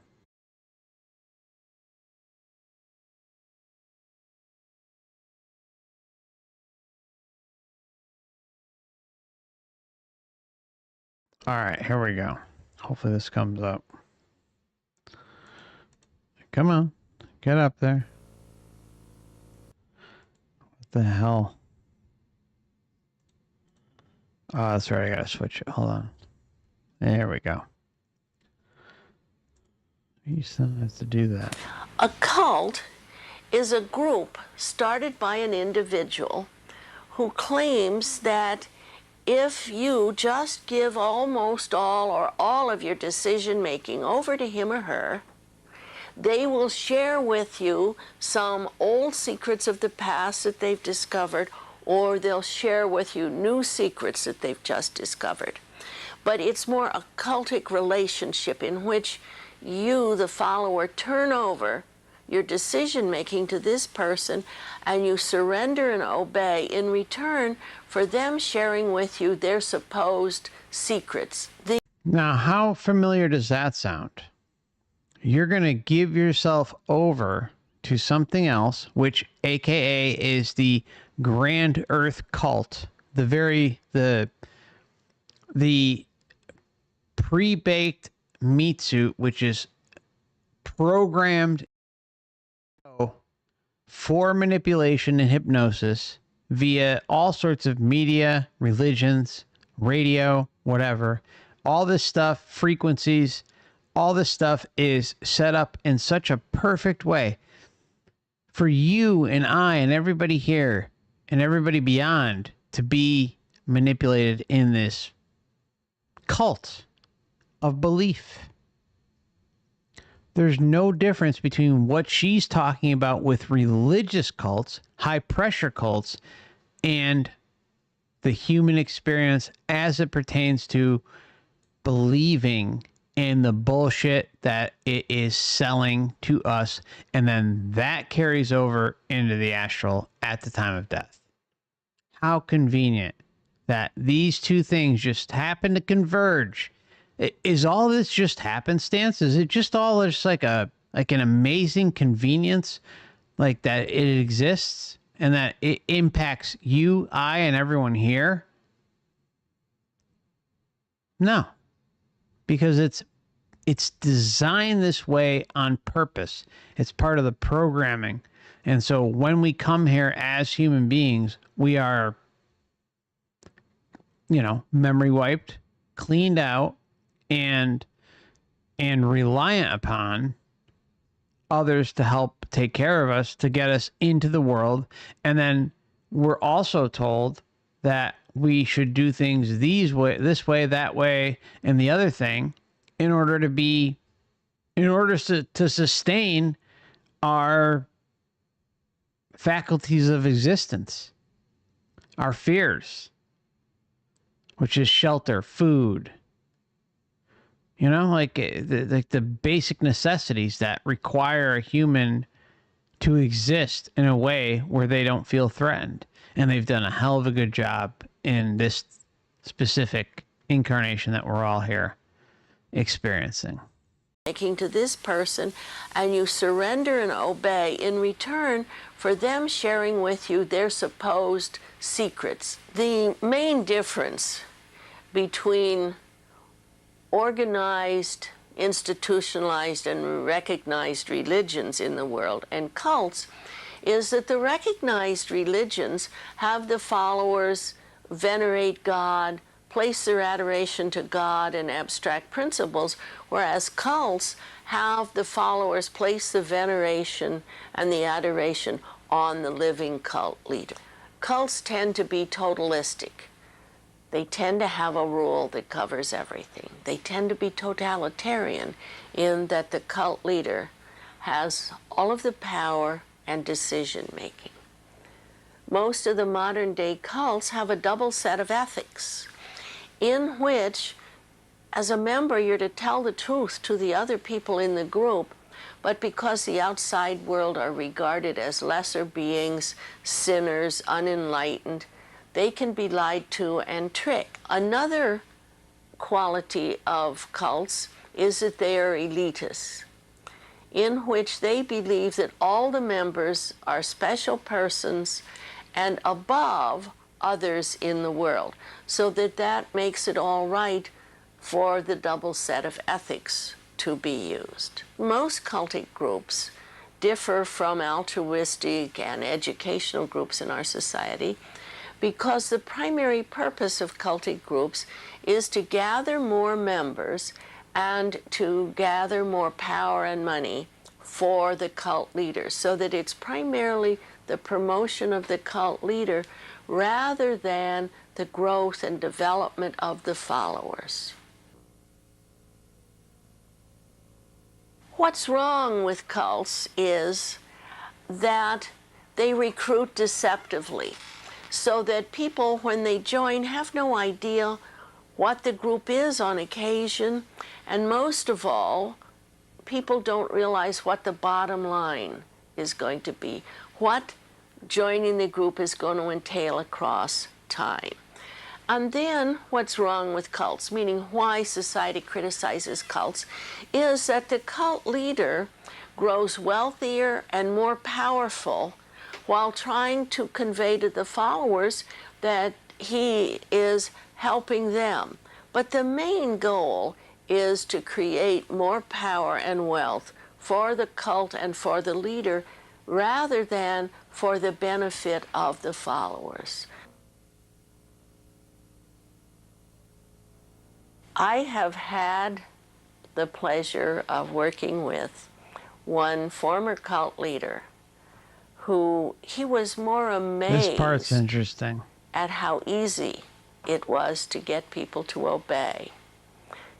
His cult broke up, and he was most interested in talking with me about his experience of shock at how easy it was to con people, how easy it was to manipulate them, how easy it was to get them to give up their money to have sex with him or whoever he told them to. He was so amazed that he couldn't believe it, and he said what was so fascinating to him was that many of his followers were young adults and full-grown adults who had been very rebellious people. And here he found them so willing, once he had conned them with his smooth talk, his soft sell, his "I'll love you forever, you're mine, we'll make this perfect new order," how easily he got them to obey and do anything. That was the thing that fascinated him the most. Now, you got to ask yourself, So the cult leader himself is speaking with a cult researcher and expressing to her his amazement at how easy it is to manipulate humanity and the group that he held. Well, why is that? Why is that even a thing? That's because the deck is stacked against us. The deck is stacked against humanity in a way where we are easily manipulated and vulnerable to cult-like thinking. And this is a prime example of it. Why is that? Why is everything set up in such a way? Why does the brain or the meat suit go into various different types of brainwave states depending on your age, depending on your purpose, depending on how many hours of sleep you got? We could talk about alpha waves and REM sleep and all that stuff. I mean, all that, when you take all of that and kind of piece it together, you got to say to yourself, why are we so easily manipulated? Why? You know how many times I asked when I was younger, I was like, why are things so fucked up here? Like, why can't humanity stick up and do what's right for humanity? Why is there this overarching narrative that seems to be pounding and knocking down the doors and saying, hey, this is the way it is?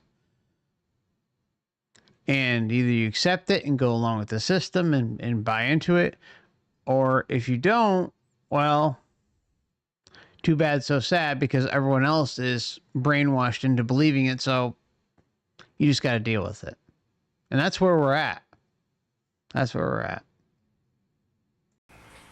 And also he was rather depressed because he missed it now.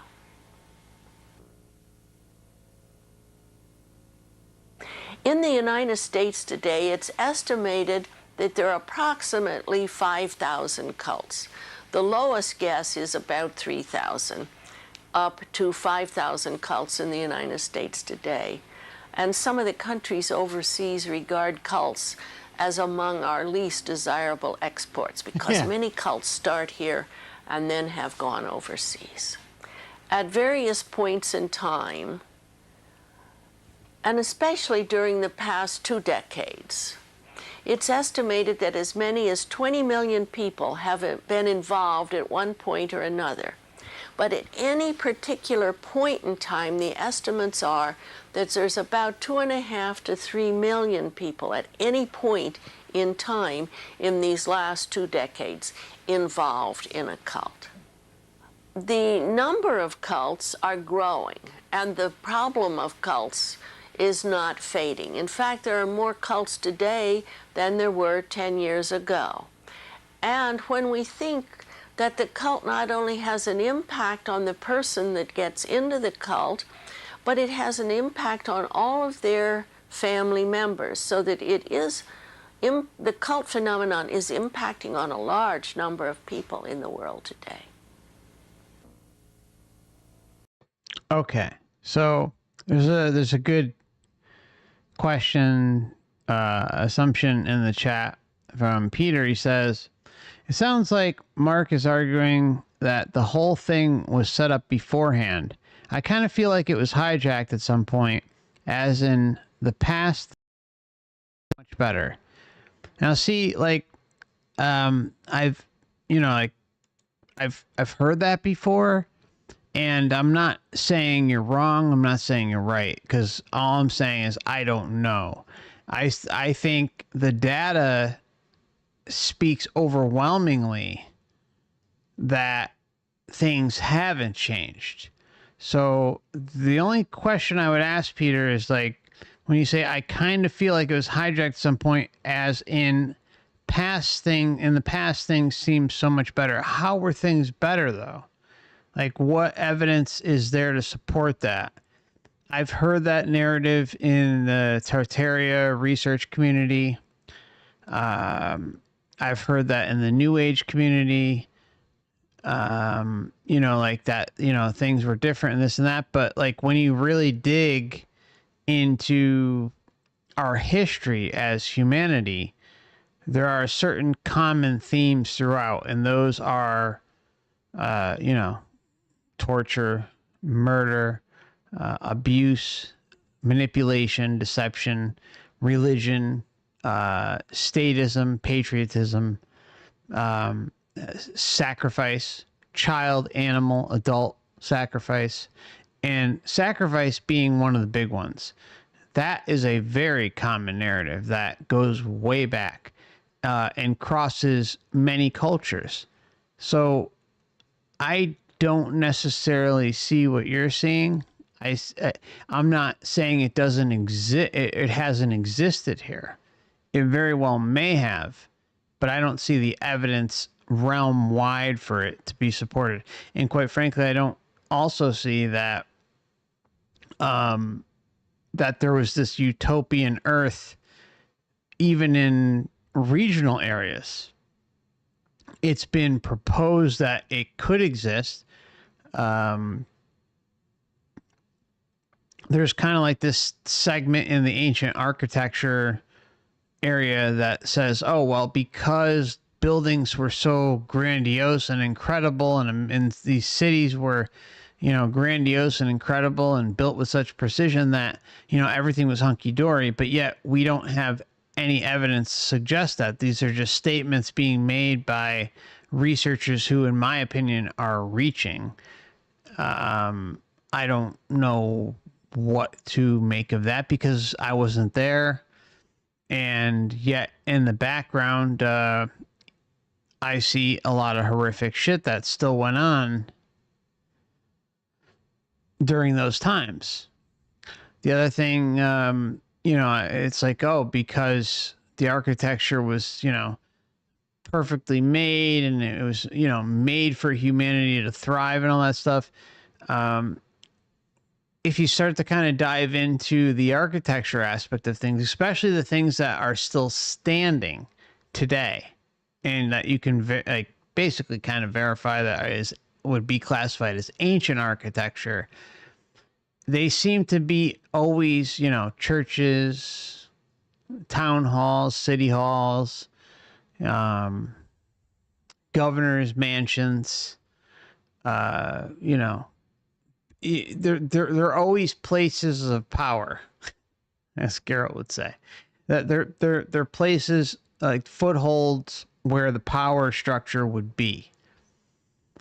At least in terms of that. The other thing you see, and I'm not going to say a lot, but there's a number of ancient buildings that are of incredible design and architecture and machine made, in my opinion. That's basically proven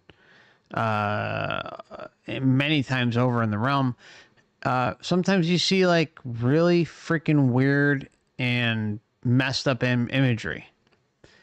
And there's like this kind of segment of researchers out there that are kind of like lumping all this together and saying that it was a good thing, when we really don't even have any records for it. Sometimes you see gargoyles and weird lions and beasts and just all sorts of weird, creepy stuff on these buildings. And I'm not going to say it's in every case because it's not, but it's weird. The one thing we do have evidence for is that some of these cultures that existed across the realm were clearly involved with a pretty wide for lack of a better term, globalist agenda. And, don't take when I say globalist to mean globe, but you get what I'm saying. Like I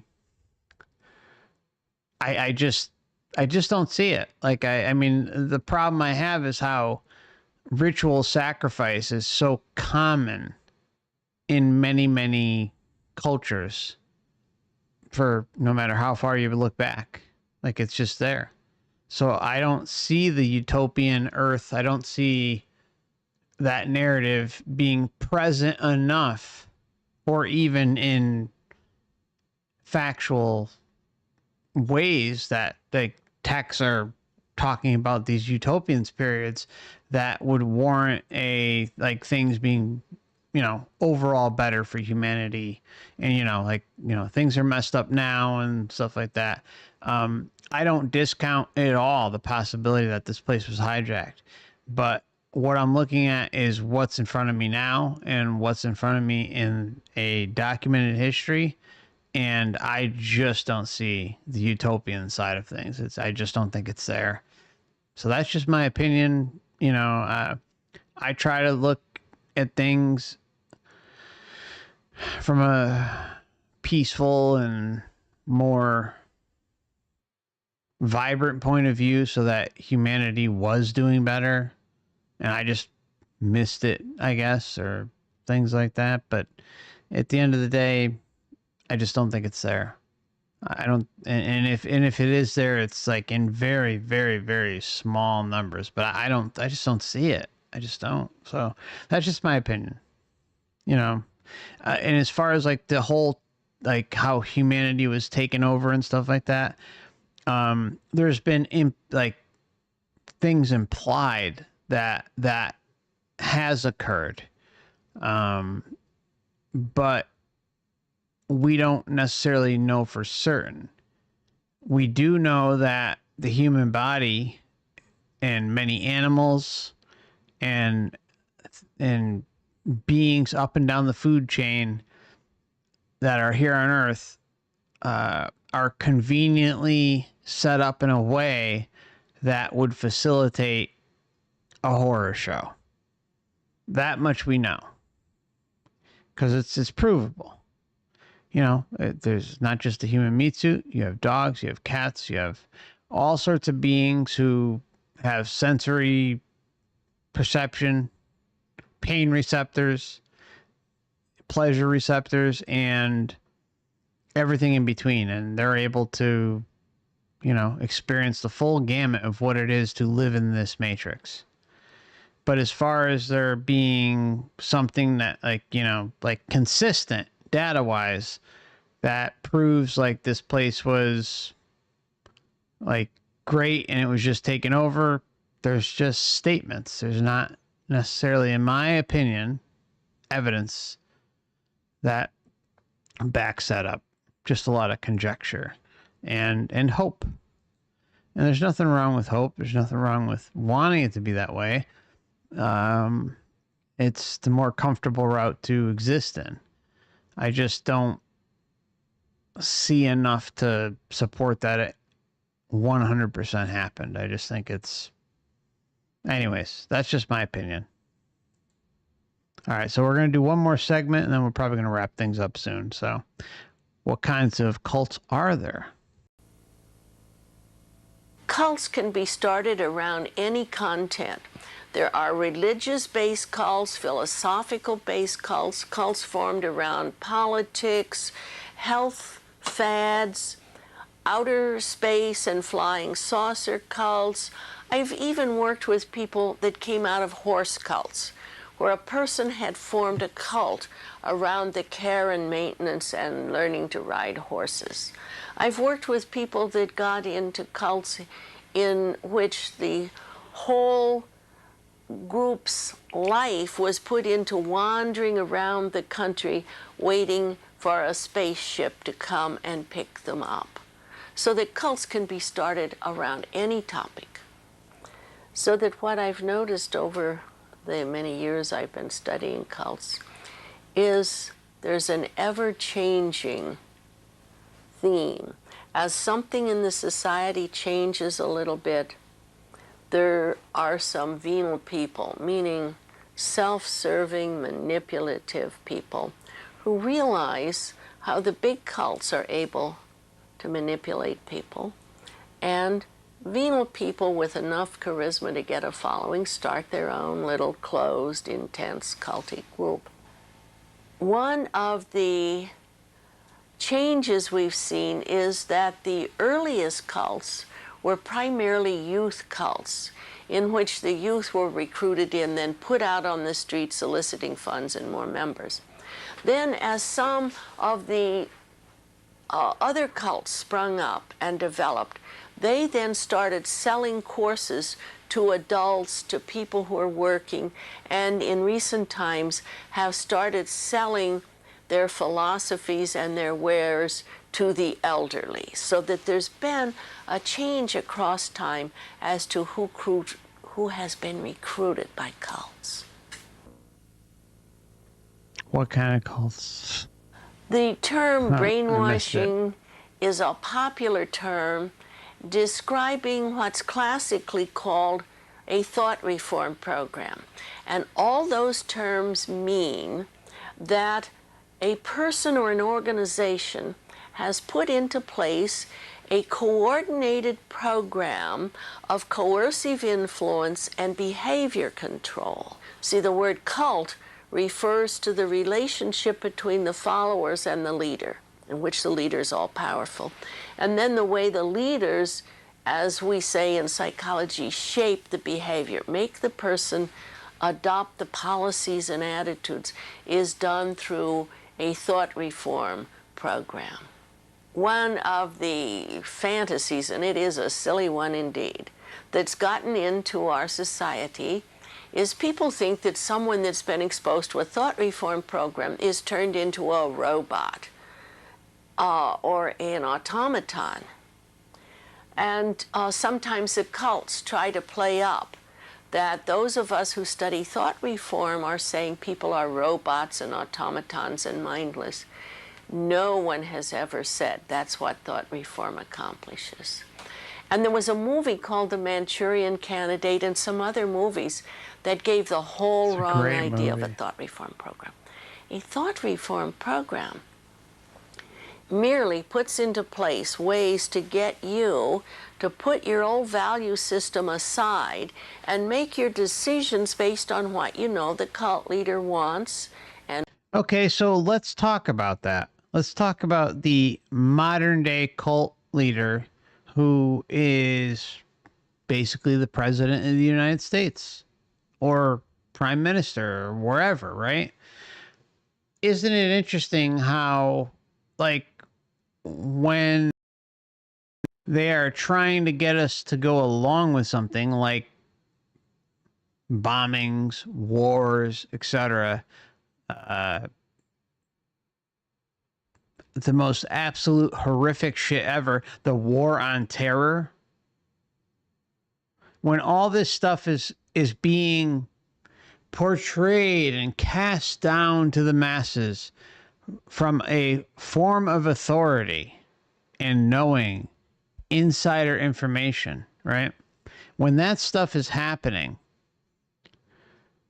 the cult as a group, for the most part, there are exceptions like us, don't question a goddamn thing. And they just believe in the cult leader, the president of the United States, the prime minister, whatever, right? And they just believe that they have what's in the best interest for everybody, right? And that, you know, others suffering at the behest of country A is acceptable because country B is a threat for whatever bullshit reason that they're putting out there. And it's bullshit every single time. Every single time, right? Like, this shouldn't even be a discussion. There should be a universal acceptance and communication amongst every single leader, which is cringy as hell to say, but if they were true leaders, they would avoid that type of conflict and suffering and damage that they do to children, adults, pets, everything in those areas that are going to be impacted. They would do that. They would do everything in their power to make sure that those things didn't happen. But yet they happen on the regular. And we've got endless evidence for it. It's not new. But yet it continues to happen. Why? Because the cult leader, the president, the Congress, the Senate, your local officials said, hey, it's okay. And here's the reason why. Because they're different and they're threatening. This is the cringiest shit ever. When you hear them say, they're jealous of what we stand for. They're jealous of how we live. They're jealous of this. They're jealous of that. Get the hell out of here. They want to be left alone, just like we all want to be left alone. Nobody wants to have bombs dropped on them, have their children murdered in front of their faces. No, it has nothing to do with jealousy. It has to do with freaking psychopaths. Plain and simple. Period. The end. Point blank. End of discussion. There's no getting around that. It just is what it is. Right? And there's a well-documented history, a distorted history of things that happen. But at the same time, the Matrix also tells us the truth about things that have happened, will happen, and are happening through a wide variety of sources, whether public, the internet, whatever, right? It's out there. So if you have a burning desire to question and find out answers, you will get some of those answers. But the question is how committed are you to finding those answers? That's the difference, right? So the Matrix always tells us the truth, and there may be lies peppered in that truth, but they always tell us their plans. They always tell us all sorts of things, right? But, the whole, oh, they're just jealous. They're jealous. Fuck, man, they can't even get water to their house. They don't even have plumbing. They're living in a hut somewhere in the middle of frickin' Palestine, right? Or wherever, right? They're not jealous and worried about us, right? They're thinking about, how do I survive the next day? Is the U.S. going to bomb my town, my city, my village? Is whatever other country going to bomb me, right? So that, parasites come in and do a land grab, a mineral grab, whatever, right? Oh yeah, but they're jealous. They're so jealous.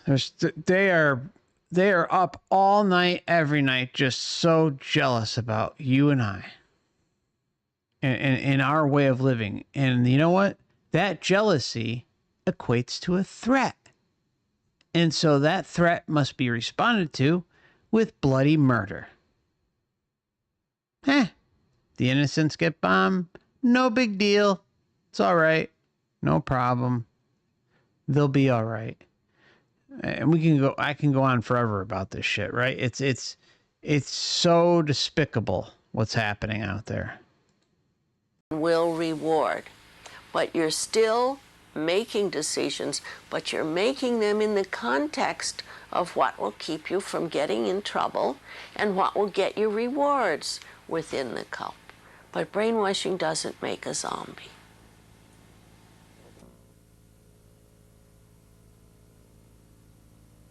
In order to put into place a coordinated influence program, you don't have to lock them up. You don't hold a gun at the head. In fact, just the opposite. A smiling big brother effect is far more effective.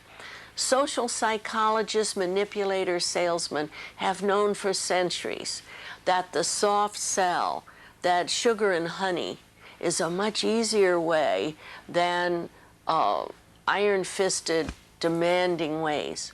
So that the most powerful influence programs, the biggest deceptions, are put into place through smiling, soft sell techniques, and not gun at the head. And you want to hear a soft sell technique here in the U.S.? This is such. I cringe every time I see this. There's this whole narrative. Now we're talking. Let's just set the stage, right? Let's just set the stage, right? We're talking about George H.W. Bush. Top tier parasite war criminal of epic proportions, right? Many of us lived through it.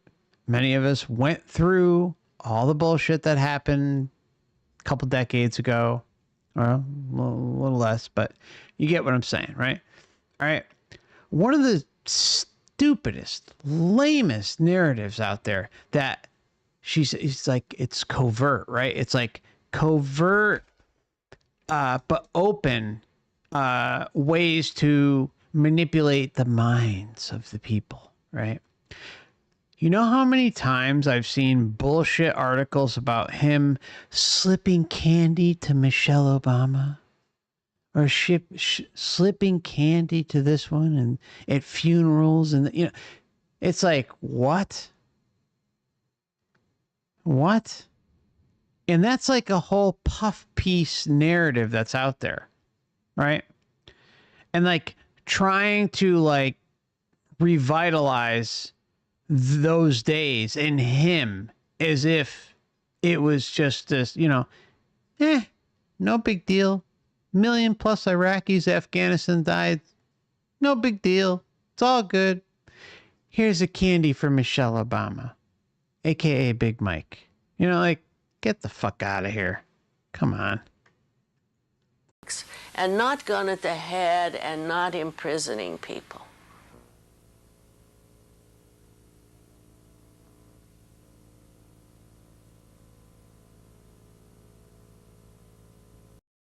So look at this. 6 conditions for a thought reform environment. 1, deception. 2, destabilization. 3, dependency and dread. Okay, 4 through 6. 4, disconnection. Suppressing all behaviors, attitudes. 5, developing the cult, pseudo-personality. 6, denial and dedication. Condition 1, deception, keeping the person unaware of the hidden agenda in order to control and change the person. Let's read that again. Condition 1, deception, keeping the person unaware of the hidden agenda in order to and change the person. Everything's baked into the cake. Why does the human meat suit have this vulnerability baked within it? Why is it capable of this affliction, this mind virus, so easily?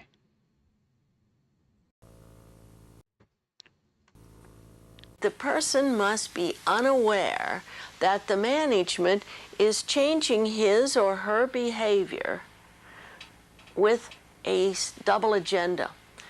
It looks like what is going on, but the idea behind it is to change your behavior so that you will carry out what management wants done for their goals.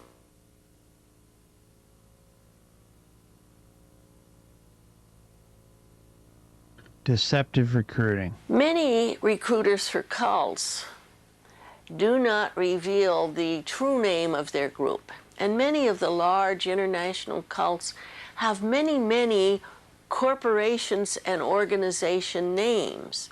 And people will be invited to a dinner, invited to a lecture, invited to a number of events, and they have no idea that the major cult is really what they're going to under another name. Some cults do give their name up front, but the average citizen doesn't do enough reading to realize what this means. Cult recruiters don't try to argue a person into the group. The average citizen thinks, and they say to me, oh, no one could ever argue me into a cult. And I say, cult recruiters don't argue people in. They are real soft soap, soft sell, convincing salespersons who lure you in, who cajole you in, who flatter you in. They come up and they say, piece of candy. You look like an open, loving person. I'd love to tell you about this group I'm studying with. And you have no idea that you're step at a time getting moved along toward being exposed to a very organized recruiting program once you get to the cult facility. Many of the cults recruit people by selling them one kind of a course or another. And they take you, and most of the groups have the first course be very cheap and simple, $15, $20, $25. And you buy that course. And then that is that first fatal step toward getting more and more pulled by the group, more and more people and pressure to get you to come along with the group. I have discovered that medical doctors, nurses, psychologists have recruited their patients into the cult to which they belong. I find this very unethical. If your doctor or your psychologist ever asks you to come to some kind of a group that they're involved with, remember, dual relationships are not good. You just want to keep your professional relationship, have your doctor stay in his or her role, you stay in your patient role. Don't get involved in their social life, their religious life, their political, their psychological life. Keep them in that narrow role and protect yourself from getting recruited by them where they already have an undue power and an undue influence over you as a patient. Now, doesn't all this just fit too well with what happens in the astral? The two sides coincide perfectly through the data points when you're looking at both ends of the spectrum. The human experience, the astral body experience, the matrix in general, and all these things converge like a well-oiled machine. And you got to ask yourself, why is that possible? How is that possible? But yet it's there. So, you know, this stream was purposely, you know, putting information out there for those who are maybe new or otherwise on the fence, or entertaining the idea that something is wrong here. Something is wrong, seriously wrong, with the Earth realm experience. That doesn't mean that, you know, just in conclusion, it doesn't mean that you shouldn't enjoy yourself while here. It doesn't mean that you should treat others differently because you're aware of some of the deceptions or many of the deceptions that are going on here. It just means that do you, right? And at the same time, don't believe everything I say. Go research it for yourself and you'll see what I'm talking about. The patterns are there, and it's a really important education. And that's why what I talk about here is data driven, you know, from, in my opinion, more trustworthy sources than not. But you know, I know for a fact on this channel there's been a few that have slipped through the cracks and ended up you know, deleting the videos or unlisting the videos because I found out information later that proved them to be just frauds or grifters or whatever, right? So anyways, gonna leave it there because, I mean, we can go on all night with this, and we've already been going for well over 3 hours. So I appreciate y'all being here. Thank you so much, and look forward to seeing you again soon. I may do a part 2 to this, but we'll see. And but the correlation between cults and meat suit life and astral life, and how these all link, and how everything is like basically designed to deceive and take us away from who and what we are as true essence creator beings, knows no bounds. And it just depends on which lifetime our essence has finally said, I've had enough. I've had enough. And that's where I'm at in my incarnation. I'm done. There's nothing they can say. There's nothing they can do. There's nothing I will interact with, period, because that they is done for me.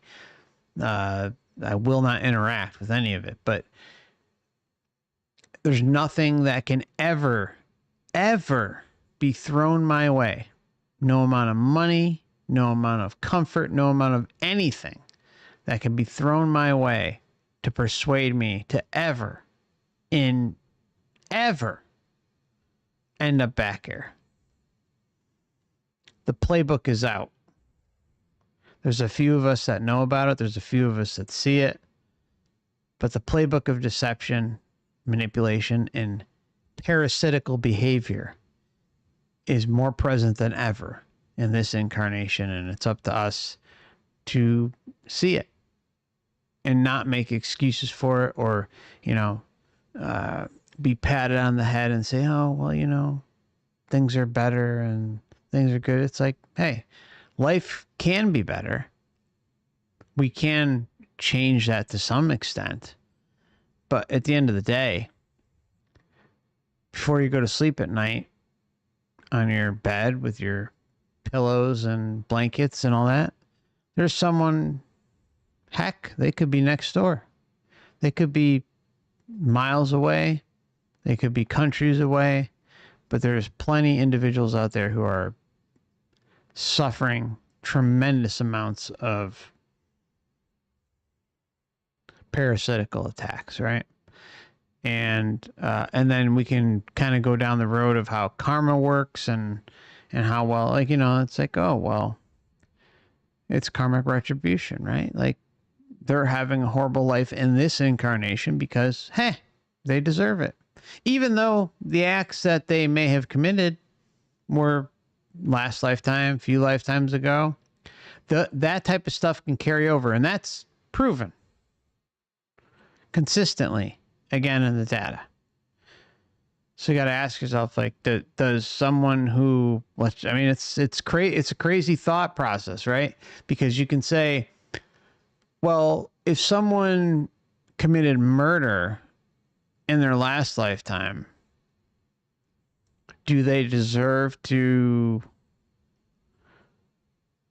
have similar or the same comforts that they may have had in the lifetime that they committed that murder, whether they were caught or not, whether the Matrix script was supposed to get them caught for what they did or not? But yet they die in that past lifetime, are memory wiped, they go through the whole freaking process, and then they end up back here. It's crazy, right? It's really crazy to kind of think of things like that, but I also try to view myself and say, I don't know what I've done in my past lifetimes. I'm sure there's been a lot of positive, great lifetimes, but I'm sure there's been a lot of negative, horrible lifetimes where maybe I did fucked up things. I don't know. But the fact that this whole system can be set up in a way where it's this continual karmic loop, perceived karmic loop, is sketchy as hell. And then it involves coming back here to learn lessons when we are apparently, we're here, everything's about love and acceptance and, God, source, creator is looking out for us. No, doesn't make sense. Doesn't add up, because all of this, everything that goes on here in a negative way can be fixed in a second. Fixed instantly. Nobody can ever convince me that the human design was designed from a noble, loving, caring source creator. Nobody will ever convince me of that, because it doesn't fit in any way, shape, or form. You have pain receptors. You have pleasure receptors. We all have that, right? Those are just a couple examples. You could have starving children, tortured children, loving parents, respectable parents, ignoring parents, right? We could have the full spectrum of all sorts of different things. But at the end of the day, the thing that claims to be all about love is somehow falling asleep at the switch and incapable of fixing it, I'll end this stream by saying, bullshit. Get the fuck out of here. I'm not buying it. So I appreciate all of you, and I'm sending out real love and appreciation. And I hope that you all have a good weekend ahead. I know I was a little fired up this stream, but it's, this goes to the very core problem of what's going on here. And so I think it's important to talk freely and openly, and who connects with this, great. But if you don't, that's fine. I get it. I mean, I know I'm a little rough around the edges, and, I got a potty mouth and all that stuff, but it comes from the heart. It comes from the heart of wanting to share and push anyone out there who's looking into this to do their own research and see what I'm talking about. This whole place doesn't make sense, and nothing will convince me otherwise. Nothing. There's no logical explanation for the memory wipe. No matter how many hoops you can jump through in your head, nothing will ever explain away why we do not have memories about our existence, not just here, but in our eternal existence. One more thing. What were we doing before we came here? We're eternal beings. That's a fact.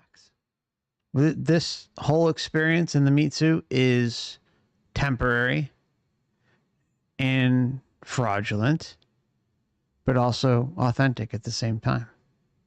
What kind of weird shit is that, right? Like,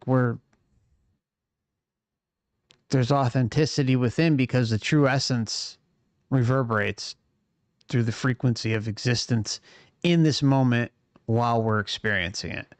But at the same time, it's a false experience because of the body. And something else is responsible for creating this playground, this parasitic playground, and the inhabitants, the meat suits that traverse the land, whether for good or for bad. So I'll leave it at that. I appreciate you all again, and thank you so much, and we'll see each other again soon. Thank you.